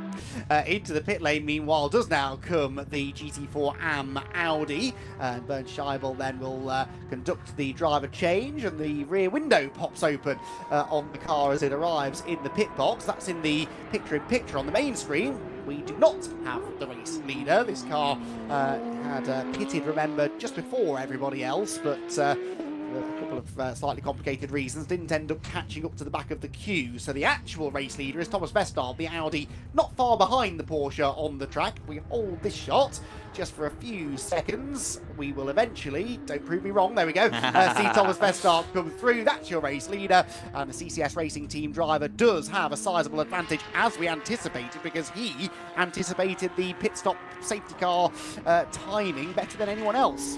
Absolutely right, and Matt Rosner has lost out in a big way ultimately, because he is some 35 seconds behind this Audi as of the start-finish line. So Thomas Vestar has gained himself quite a significant advantage. The Cup 2 drivers have found each other again, and what a dive there from Mike Janza, trying to hold on there up against Fabian Dibionka. And I don't think you need to ask Fabian to take advantage of a 6-car length advantage more than once. Janza was very ambitious there, and I rate that ambition, but unfortunately with that error, I think Dibionka might be not home free, but certainly untroubled for the next little while. Yes, so that's Dibionka to the lead of the class then, because Marco Reinbold is behind them, so he's lost time in the pit cycle. Remember, he was leading in Cup 2, the silver and black Porsche was leading Cup 2 before the pit stop, so it's completely turned around. The Fabian Dibionka car that was in the hands of Igor Klyer, that was third. It now leads. The car that did lead there is now third, and Mike Janza's thinking, well, I haven't gained or lost anything out of this. I'm still in second place, and that's perhaps why he was so desperate to find a way past Dibionka there, but, or in fact, keep Dibionka behind, I should say, but was unable ultimately to do it. So Fabian Dibionka then takes over the Cup 2 lead, and I think now might just have the pace to build a bit of a lead. Yeah, absolutely right. Everybody with legal pit stops from a stopwatch perspective, which is great news. What is not such good news is that Berthold Grun has been in the pits now for 2 minutes and 48 seconds. So I think that Berthold might be having something of an issue out there on the pit apron at the moment, or maybe even in the garage, but that car may not be going any further, unfortunately. Fastest pit stop of all was Leipart Motorsport GmbH with, of course, Gregor Drassel, and that was at 1 minute 24.8, so within 8/10 of the target of 84 seconds, but quite a few of the teams doing high 120s, low 130s, so a few have lost a bit of time, left some time on the table in that regard. Yes, and again, first pit stop race of the season, first time getting used to these specific pit stop regulations for most of the teams. Not a huge surprise that a few of them maybe played that a little bit on the safe side, just to try and make sure that they didn't pick up a penalty. There's your leader. The battle, I think, that's perhaps about to start bubbling away is the one for second place, though. Gregor Drassel has this 10-second penalty hovering over him, remember, for the out-of-position start, but he is quicker than Matt Rosner in the Cup 1 Ferrari. 2.6 seconds separated them at the start of the lap. That, I think, might be where we need to turn our attention to if Gregor can keep that pace advantage going. We'll see. So as they head down into the hairpin, so Gregor Drassel then, as I said, starting to creep up behind Rose. So there they are. The Lamborghini, yes, on the previous lap, 1.1 seconds quicker, so he is keeping that pace advantage going. Yeah, so there is that spectre overhead, isn't there, as to how we got that safety car and whether or not that might end up getting punished. So we'll wait and see, but for now this is certainly going to be a battle for P2, and you know what? Fabian Dibionka is 7 seconds away from the back of that Lamborghini right now. He was actually 2/10 slower on the previous lap, but let's see how he beds in as the stint goes on. He might be able to knock on the door of some 141s. And don't forget, Drassel has the 10-second penalty as well. So actually, Dibionka is within 10 seconds, possibly within 5 now after that moment for Drassel. So he's already on course to potentially inherit an overall podium. Is Dibionka might be able to climb a step or two further up it. That's fascinating to see. Gregor Drassel, though, not driving like a man who has potentially 2 penalties heading his way by the end of the race. He's quite keen to claim another scalp here and make a move against Matt Rosner in the Cup 1 Spec Ferrari. There in the background, caught a glimpse of the PTT Racing Team Porsche, which, yes, on the previous lap did that car's personal best lap of the race, a 142.426. That was matching more or less Drassel, but it was again a second nearly faster than Matt Rosner. So what Dibionka is hoping for is that Rosner puts up a spirited defence here to keep Drassel at bay, and that might just allow him to close in quickly quickly enough to get past both of them on the track. He did, though, DeBianca, also pick up his first track limits infringement last time by perhaps explaining partially where that lap time's coming from. Oh, you are a stickler for the details, Mr. McEwen. All these drivers under a microscope right now. Rosner then in that second position for now. Correction, no time penalty to car number 44. So Franz Binder has been absolved of being in the wrong position as the race got started. So that's a little bit of a boost for him, especially, of course, since he is here trying to convert his national license into an international license with the right bevy of signatures from race control. He's not actually sure quite what he's going to do after this. He's enjoying this GT racing, Lark, is Franz Binder. It's his first time racing since 2009 this weekend, when he did a one-off cameo in GT Masters. His previous race weekend before that was in 1993 in a Formula 3 car. So it's been a bit gappy, his racing career, over the last 33 years or so. But Franz Binder looking to go back to an international license, and that is because he has a Formula Renault 3.5 V8 single-seater waiting for him to go and do some racing in that with an international license. Whether the GT comes out too, we'll have to wait and see. Gregor Drassel thinking about a move there into the stadium section, spooks Matt Rosner slightly, and he misses the apex now. In a couple of corners' time, we'll be arriving at turn 1, and we know that Gregor Drassel doesn't mind going for it up the inside into the first corner. He's definitely going to be close enough to think about a repeat of the manoeuvre that went oh so badly wrong earlier on in the race. Although I say that, he didn't get a great exit from the corner, so Matt Rosner can breathe a sigh of relief in that regard. No doubt about it, though, Drassel is quicker, and also no doubt about the fact they're holding each other up. They were both in the low to mid 144s that time. It was a 42.9 for Fabian DeBianca in the background, who continues to gain on them, now only about 5 seconds adrift of this battle. And so DeBianca, again, the longer these two battle, the more chance he's got of actually finding a way past both of them on the track. Yeah, 5 down from 8, 2 laps ago. So another 2 laps of this, and he'll be right there with them, about a second back potentially. So Ronnie Bremer, we alluded to him potentially being a factor in this Cup 2 battle as well, but again, the dropping a lap there during that safety car period has slightly cost the race lap crew, of which Ronnie Bremer is the captain of the ship. He runs the team. They also have car automotive wing of their business as well. But really enjoying getting the race team back out there with us in Gedlich. It's been a couple of years. Unfortunately, though, he's away off the rest of Cup 2, so don't expect him to be too much of a factor there. Gregor Drassel could be a factor at any given apex for Matt Rosner at the moment, and I think that's something that unfortunately Matthew is all too aware of. Yes, I'm not sure he's enjoying the presence of that luridly liveried pink Lamborghini in his mirrors. There's no way you'll miss that car in your mirrors, is there? And actually, oh, Drassel to the inside of the penultimate corner, and then nearly does loop it on corner exit, and I think he's going to now have to make an involuntary pit stop. He's in the pit entry. Ooh, this is going to be a dicey rejoin. Through goes DeBianca, and Gregor Drassel's weekend of woe continues. He falls out of the podium battle. He should have the pace, in fairness, to start closing back in on the cars ahead, or at least back in on Matt Rosner. But that's what comes from having a lunge into a corner we don't typically see a lot of overtaking at. Yes, see gap, take gap appears to be Gregor Drassel's moves here. The incident at turn 16 is under investigation, but I think that's just a matter of procedure. I think that was really self-inflicted from Drassel, more so than anything. We just saw there Tobias Erdmann going through shot. He's lost 10th overall to Ronnie Bremer on the previous lap, and in fact Bremer is with Finn Zulauf at the moment, who now leads the GT4 class. There they are together on circuit. A nice Porsche press photo in the offing here. But yeah, Finn Zulauf, who is a guidance coach for Daniel Reiter this weekend, getting an opportunity to hop in the car for this race, and currently leading the GT4 class. Ronnie Bremer should make short work of him. Yeah, much better exit from the final corner, and he'll have the position taken by the time they reach turn 1. The extra extra power of the Porsche Cup car, making that a bit of a non-contest. So through he goes.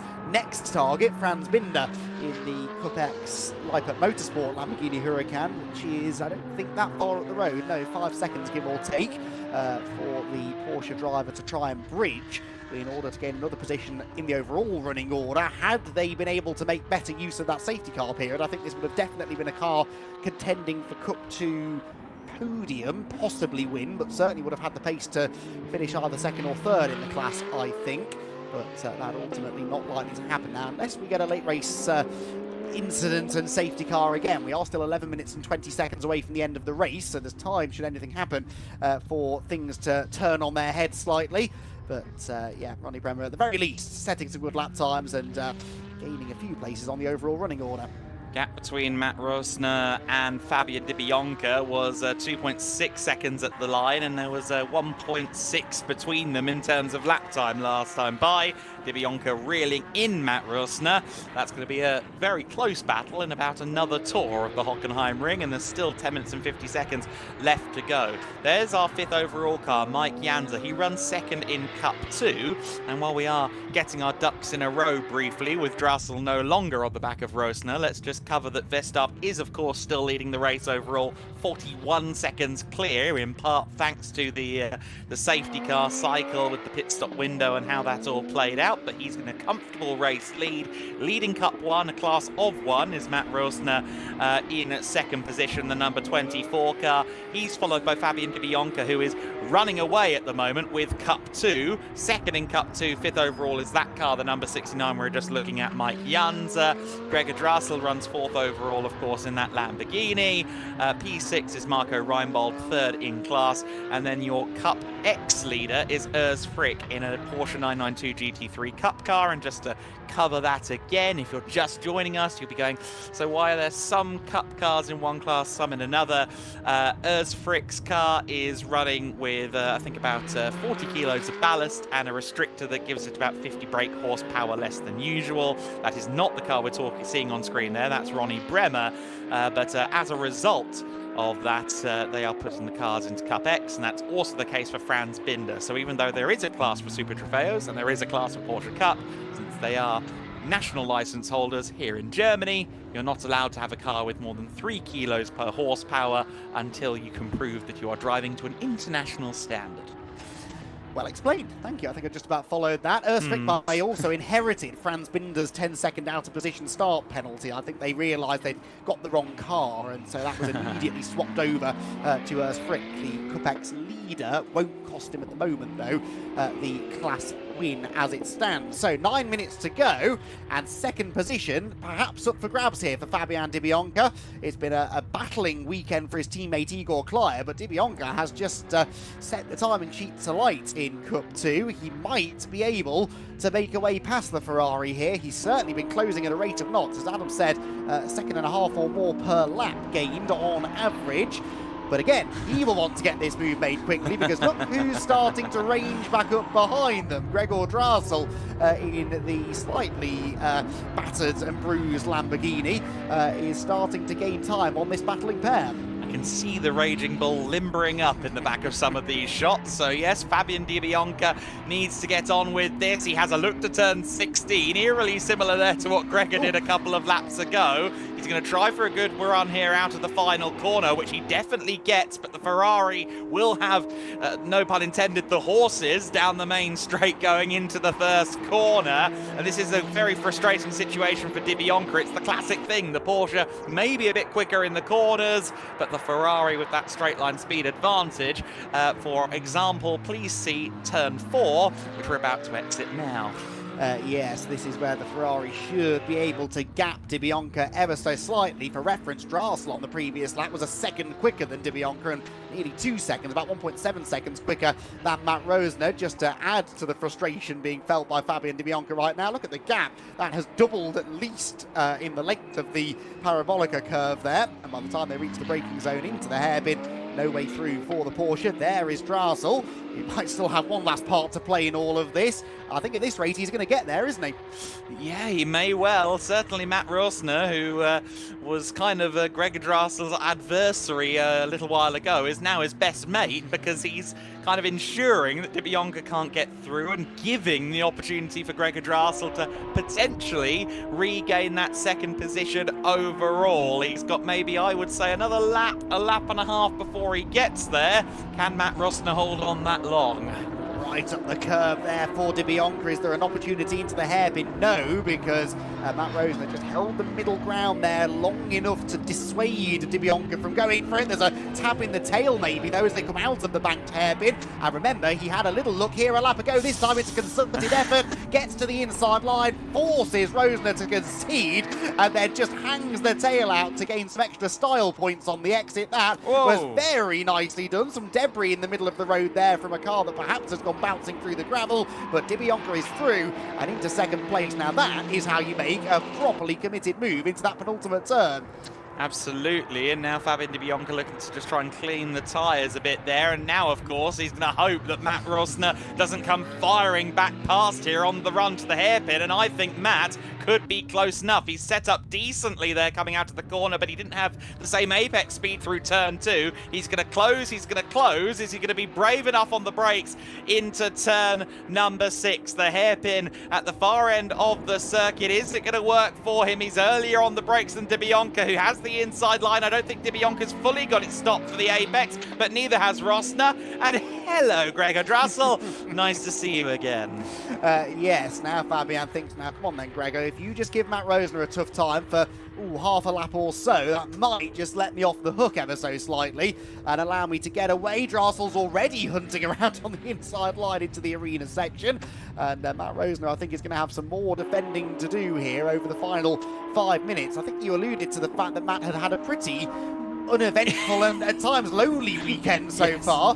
I think he'd quite like to go back to those times and not necessarily be in the heat of battle constantly. Yeah, solitude doesn't feel like a virtue until you experience the polar opposite, you know. The number 24 car, certainly, I think its occupant will be saying 9 to the sight of the 9 in the mirrors once again, because he remembers what happened here about 5 laps ago. And again, Gregor Drassel getting a little bit feisty on the steering wheel there. Still some, I don't know if that's carbon fibre, it looks a bit too light, but something that is down there on the exit of the corner, which I think is probably a good track limit deterrent there for the final turn. Maybe a permanent installation should be abound. Fabian DeBianca has given himself a gap now of almost 2 seconds, so I think he's in a fairly comfortable second place for the time being, and actually with this much time left and the relative paces of Drassel versus DeBianca all going well, I think Fabian may have sewn that up, while of course also sewing up the Cup 2 class with 4 minutes left to go. The question is, on the hypothetical overall podium, since we don't technically do one of those, will it be the Cup 1 Ferrari or the second place car in GT3 AM of Gregor Drassel in third? Yeah, Drassel is now 20 seconds clear of Mike Jansa, so that second penalty that will be added on at the end of the race won't cost him a place right now. Of course, if he gets past Matt Rosner, he then needs to build a 10-second margin to the Ferrari, and that might be a bridge too far. So, he's up the inside, getting into the arena. My word, Gregor Drassel's got some confidence under braking, hasn't he? That is, of course, one of the advantages of a GT3 car. Around he goes, and, well, never mind. Off he goes into the runoff area, and he needs to get that car fired up quickly, otherwise he will fall within 10 seconds of the next couple of Cup 2 cars behind. That was a reasonably speedy recovery, and he gets back underway. But yes, the point I was about to make, ironically, is that the GT3 car, with all of its electronic trickery, should in theory be a bit better on the brakes, have a bit more traction on corner exit, and maybe a bit more downforce as well. But Gregor Drassel, despite all of that, found his way into the runoff area. Matt Rosner with a new spin on a classic as he sings down the helmet at the moment. D-United, and it feels so good. So then, second place in Cup 2, looking fairly close at the moment. Marco Reinbold, 0.4 quicker on the previous lap. He was 1.4 seconds away. I don't know if it's gone down by that much this time, but I think it will be about maybe 1.2 seconds as they come across the line. The 3 and the 911, 1.3 between them as they come across the line, while Cup 2 leader Fabian DeBianca is comfortable. I'm not sure that Mike Jansa is quite in such a nice cushion. No, not really, and yeah, 10th slower on the previous lap, but if you're the Marco Reinbold of this situation, you really want to be gaining by a little bit more than that per lap. Yes, he is quicker, but they're in identical cars, remember, running, you know, in a one-make series specification, so there's not going to be any performance advantage really when he gets there, and you want to arrive with a bit more momentum than that to suggest that the overtake's going to happen easily. That won't stop him trying, though. Marco Reinbold, who we've seen enjoy success so far this weekend in Cup 2, and was leading the class, of course, in the first portion of this race, won't be all that satisfied if he has to occupy the third step of the podium later on, so any opportunity he will take, he's just got to get that little bit closer, and it's always that last half a second or so that's the hardest to find.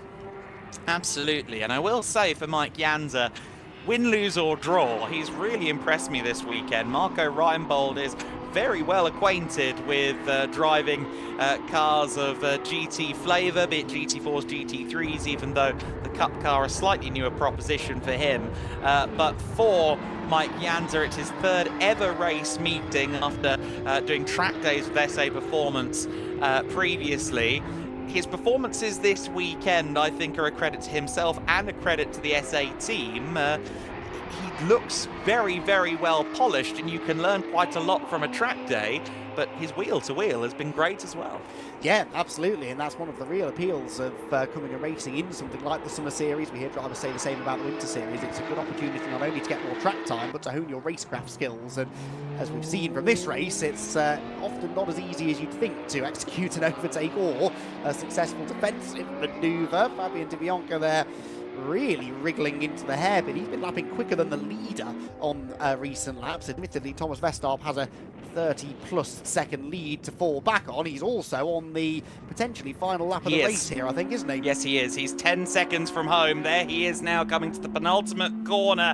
The CCS car, Thomas Vestarp, runs through turn 17 for the final time. 16 for some, it depends how you count.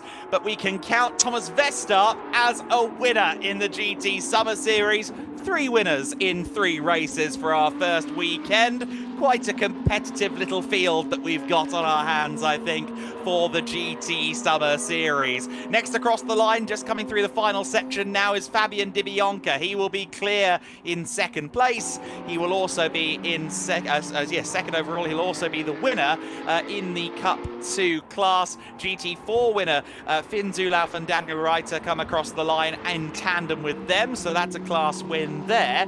Not much, though, between Zulauf and Erdmann by the end of the race, just a couple of seconds. That was close stuff, so that's exciting to watch. And actually good proof of the BOP concept there as well, that Erdmann was able to keep up with a drive of the calibre of Zulauf, so proving that that works nicely. Gregor Drassel has come across the line for 4th overall behind Matt Rosner, and Mike Janser will follow him, but he will be more than 10 seconds back. So as long as Gregor doesn't get an additional penalty for the contact with Pierre Lemmers, he should keep his 4th place overall.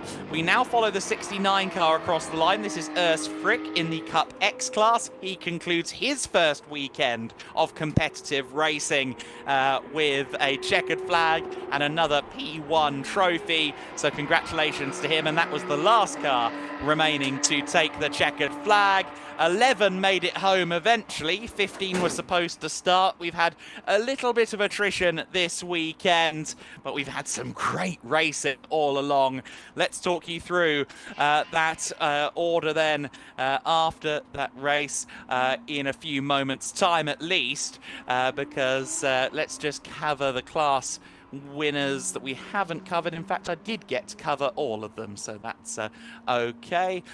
We are delighted, though, to see that we've had such a competitive first weekend here in the Summer Series with 3 different winners in 3 races. This man, Thomas Vestarp, being the latest of them. And myself and Izzy were talking about it shortly before we went live. He was P2 race 1, P2 race 2, and it felt like it was coming. It was just a matter of, would it be this weekend? Was the when going to be race 3, or would he maybe have to wait for a future outing at Oschersleben or another round of the GT Summer Series? He's done it. He's sealed himself as a Summer Series winner. And CCS Racing Team, whom he's very familiar with collaborating, have got themselves a P1 as well.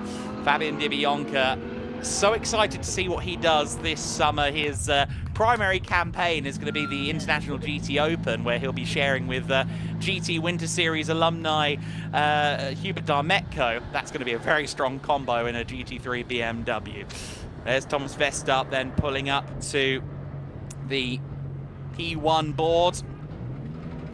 And certainly a very worthy drive. Yes, there was a lucky break, of course, with the pit stop window and the safety car situation, which made things a little bit easier for him in the second phase of the race. But all the same, I'm mightily impressed with his driving, and we've seen him win before in German GT competitions. We've seen him defeat Kenneth Heyer, who of course we're very, very familiar with from the GT Winter Series, a multi-time champion across classes and the overall standings. Kenneth Heyer in the GT Winter Series.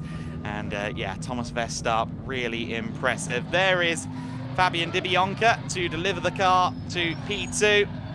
He and Igor Klyer, I think, did just about everything right there. Both of them looked very attacking, very aggressive, but they made it work for themselves, so that was great to see. And Matt Rosner concludes a very strong weekend with third place. Certainly his most lively race of the weekend. And I'm sure he had a lot of fun. I think there'll be some smiles there and some adrenaline coursing through the veins after that one. But all smiles down there with the top three at this stage. Let's go through the results then of race 3 in the GT Summer Series. Thomas Vestup winning by 30 seconds ultimately over Fabian Di Bianca. Matt Rosner in P3 for Gabs Competizione, a great weekend for them, and a strong performance from Matt for sure. Gregor Drassel, a dramatic race, 4th provisionally, because I think still under investigation is that collision with Pierre Lemers. Mike Janza in 5th place, taking 2nd in Cup 2, wrapping up a really strong weekend for him. Marco Reinbold next in 6th overall, and Urs Frick, the winner of the Cup X class in his slightly restricted 992 GT3 Cup, taking 7th, ahead of Ronnie Bremer, who finished the race in the Race Lab number 55 car. Johnny Pedersen taking the start. Franz Binder in P9, and then Daniel Reiter and Finn Zulaw's car, the first GT4 spec machine home. He was just ahead of Tobias Erdmann at the end of that race. Unfortunately, we lost Bertold Grun in the midst of the pit window. Pierre Lemers, of course, had that collision with Drassel at turn 1. That led to the safety car period, and Ole Petersen's car limping after just a few laps of the race. I'd have been very interested to see where he would have factored into that second half of the race had the car made it the distance. Of course, we also lost the number 30 W&S Porsche. That unfortunately had battery issues and was not able to compete in this third and final race of the weekend, but I understand we will be seeing them again very soon in the GT Summer Series. Sounds like they are going to seal that one for a full season effort, and that is going to be great fun to see. So then, 3 races in the books. First weekend in the books. And by all the accounts I've heard pre-race, and I'm sure post-race, it has been a resounding success. And the most resoundingly successful drivers of all are with Izzy Browning now. Well, welcome back down to the Heroes Arena. I have our race winner alongside. Well, he's just having a quick chat. I am going to interrupt their chat while they start debriefing the race. I don't speak German, otherwise I would be able to tell you a little bit about what they're chatting about. But sadly, I can't. But I do have our race winner alongside. Thomas, congratulations. Great way to end the weekend. I mean, P2, and then you had to go and get the win. How was it out there?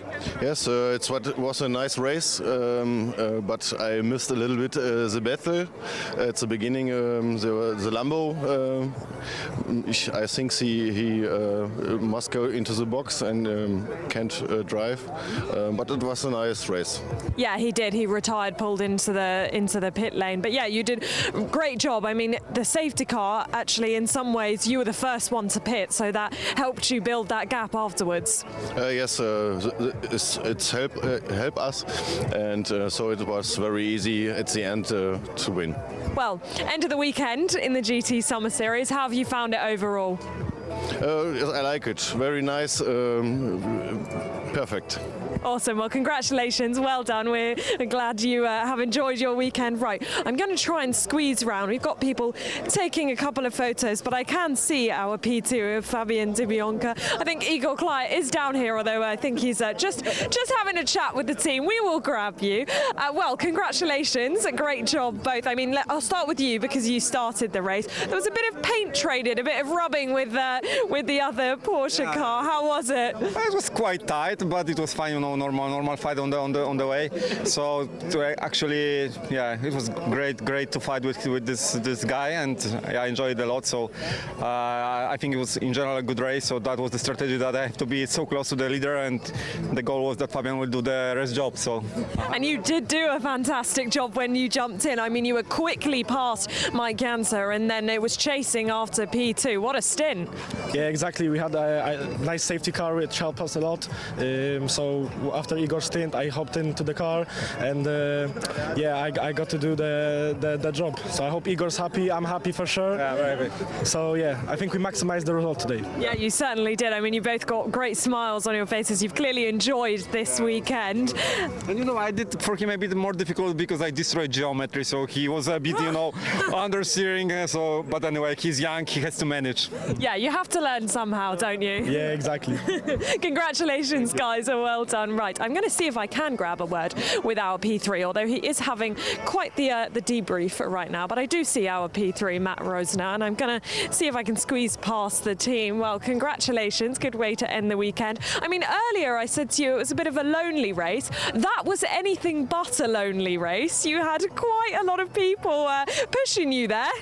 Yeah, that was a lot more fun than before. Yeah. It was really good. Yeah. Yeah, I mean, it was a mix of different cars that you had pushing you as well. I mean, Gregor sadly ended up making a mistake, so sort of took himself out of that battle. But what was it like in the car?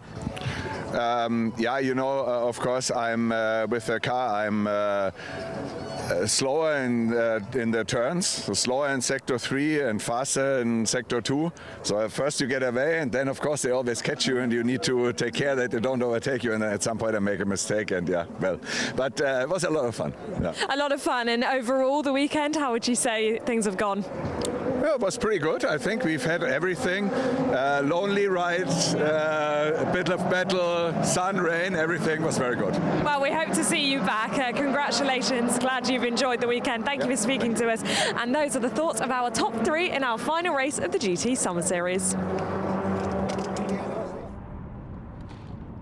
Certainly very few dull moments in that race, and I agree that certainly if your name is Matt Rosner, almost 0 dull moments collectively for him. He really was on the edge of his seat at times in that race. Not that you can get to the edge of a bucket seat while strapped in, but you know, figures of speech are what they are. A shame there to see in that shot that Pierre Lemmers' Audi ends the weekend on a flatbed, but I hope we'll see them again soon in the GT Summer Series. Lemmers and Kroker showing just how strong of a combination they are, who are always a very strong proposition in the various GT championships that they've entered, and as we saw, especially in race 1, of course, with Kroker's commanding overall victory.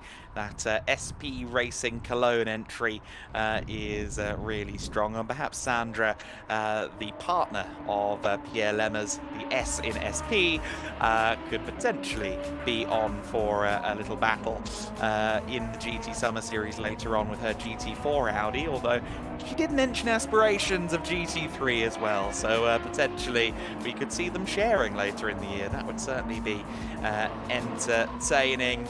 I must say, this weekend, getting the opportunity to talk to, I think, every driver in the paddock over the course of the last 3 days. It's quite clear that this is a really friendly atmosphere, certainly at this stage of the season. Of course, let's see where things are at the last couple of events, but I think a lot of drivers, a lot of teams keen to show their support to the Summer Series concept, to get a flavour for what it's all about, and potentially meet their competition for the rounds to come for those who are looking to do a full season bid, which, as I understand, is quite a significant portion of who we've seen here today. So that is really cool to see.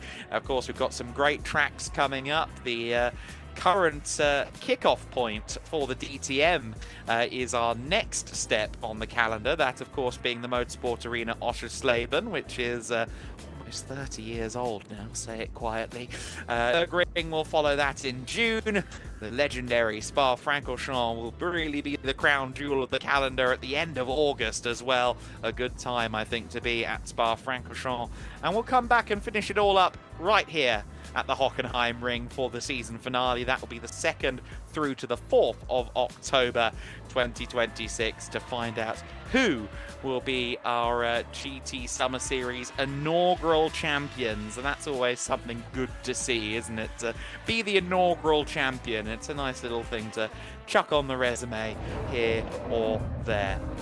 So then the drivers currently being herded down there. I think we've got a couple of minutes before we confidently can assert that we've got all the parties we need for Andy McEwen and his podium ceremony. But for the last time this weekend, they'll get the opportunity to celebrate, put their hair down, and have some fun in the sun here at Hockenheim. And thankfully not a figure of speech, that one. We had some great sunshine in race 1 and again here in race 3. Race 2 this morning was a literal damp patch, but otherwise it has been really positive and really great weather this weekend for the inaugural GT Summer Series contest. Myself and Andy McEwen are actually sat where you're looking right now, in the sunshine, a few rows down the grandstand in the stadium earlier in the weekend. And I will say, between the sun beating down on you and the plastic chairs, it does get quite hot, certainly. I think both myself and Andy will have a tan that will last us to Oschersleben, courtesy of the sun here at this Summer Series Hockenheim event. That is the place to be, by the way, if you ever do come here to the Hockenheim circuit, the stadium section that's been there since 1965, product of John Hugenholtz, who also designed circuits like Suzuka and Harama. This is a section that has been a welcome addition to the circuit. 50 years? No, 61 years ago now. And John Hugenholtz, a great name in circuit designing, and also a director of the Zandvoort circuit in the early years as well. He made his contribution to the famous shape of the Hockenheim circuit that, of course, has changed a lot over the years, and we spoke to Frank Bieler about that, of course, during the weekend. I do suggest you go back and look at some of the interviews that we've played out between these races and between the Heroes Arena and the start of races, because we've got to talk to some great people. And of course, Frank Bieler is our driver advisor for this year in the GT Summer Series. The 5-time Le Mans winner, DTM champion and BTCC champion, has been offering his sage advice all weekend long. I don't think he's done a seminar on champagne spraying yet, but I think that's okay, because there's no bubbly, only Andy McEwen, ready to greet them on the podium.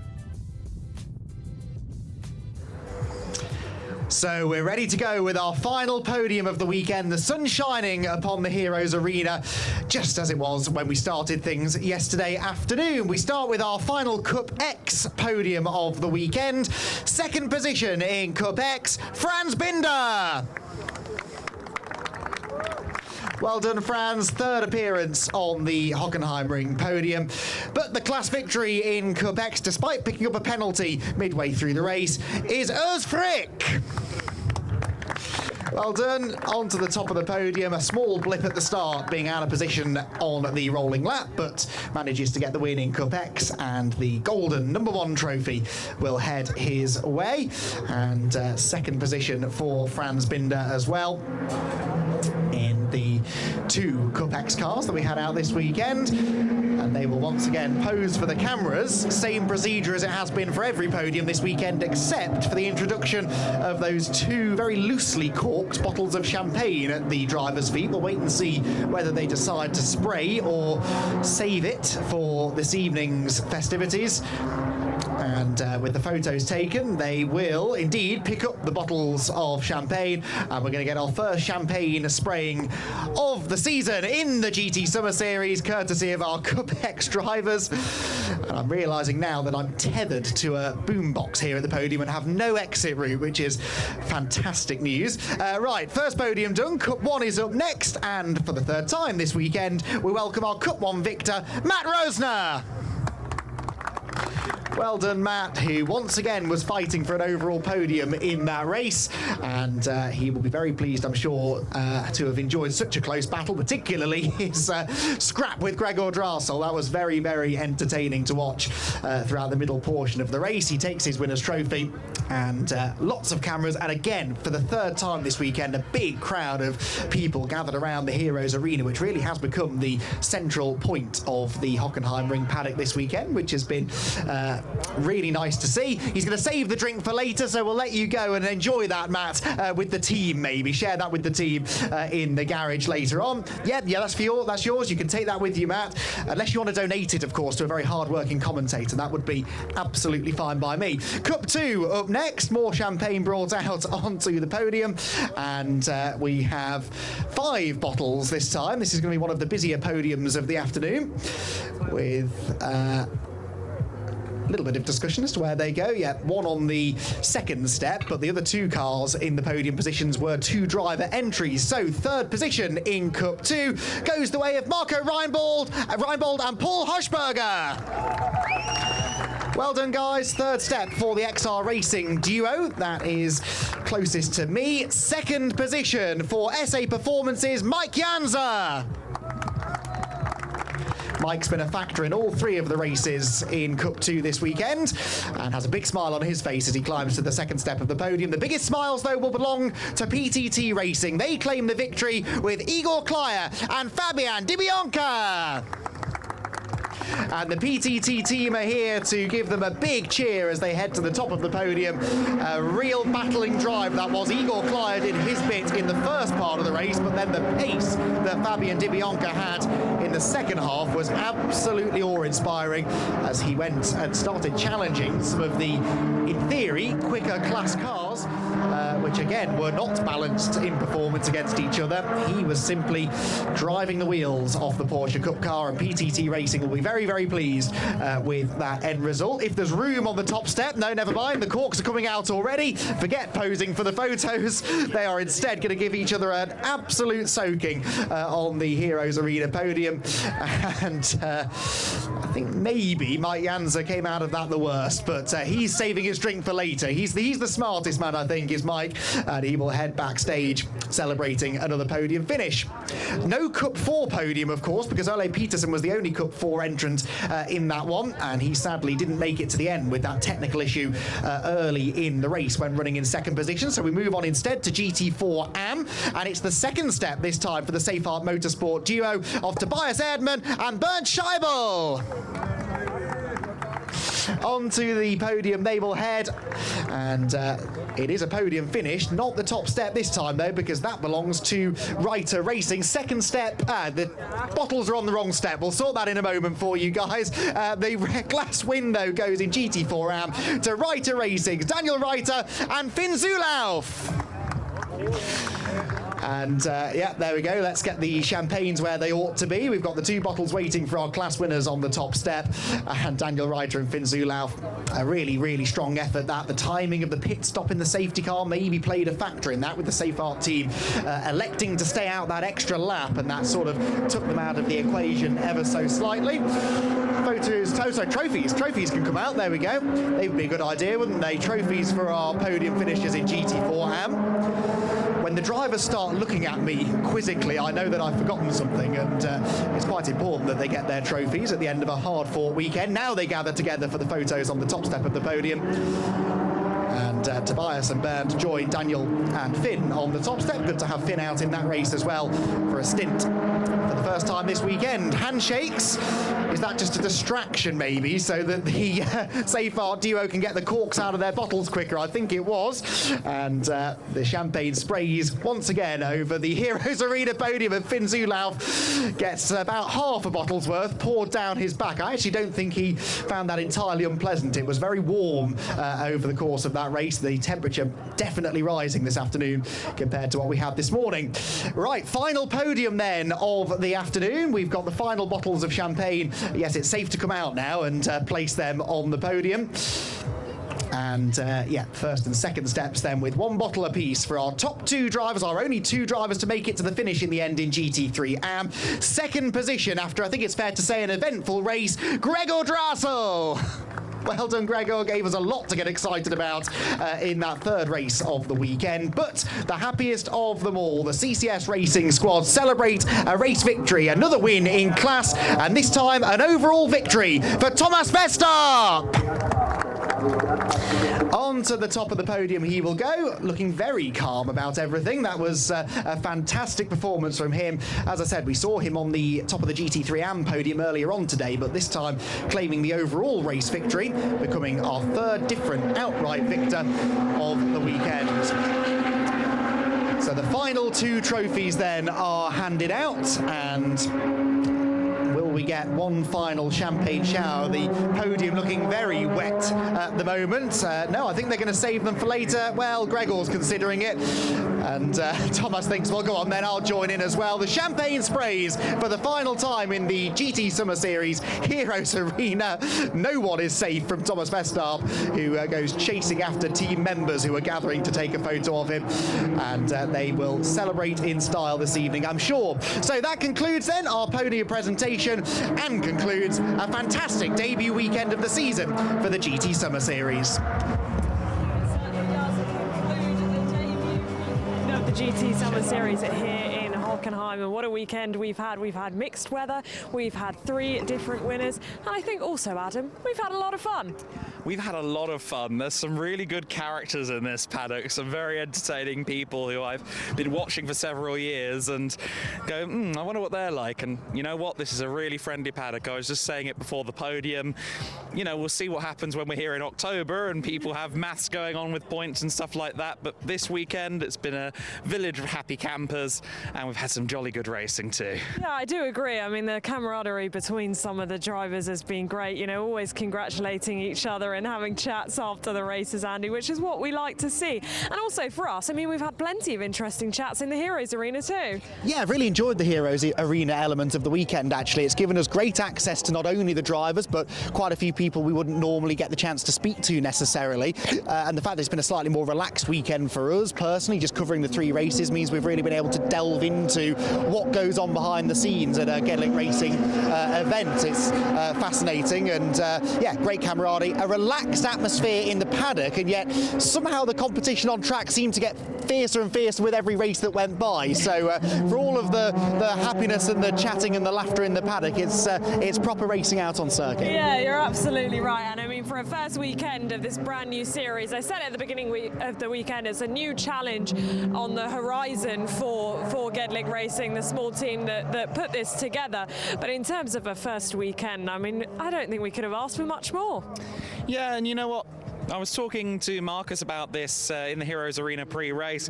There's elements of the Winter Series that are here that are really recognisable, but we've also taken some of that USP, and I think they've understood what their market is here versus in the winter in Portugal and Spain. So, you know, everything needs refining and fine-tuning. You can't leave any product alone. You've always got to tweak stuff a little bit, and Marcus alluded to it. We're going to take some lessons from what's happened this weekend, and we're going to take some lessons from this Summer Series season and apply it to the next Winter Series. They're kind of going to feed each other going forward. Yeah, and we certainly look forward to it. But that does indeed bring us to the end of the weekend here in Hockenheim. The next round of the GT Summer Series will be in Oschersleben. We are excited to go there, tick another track off our list, and we will hope to have your company then. We'll see you then. Give me this life so sweet. 5 times a good Tennessee sky.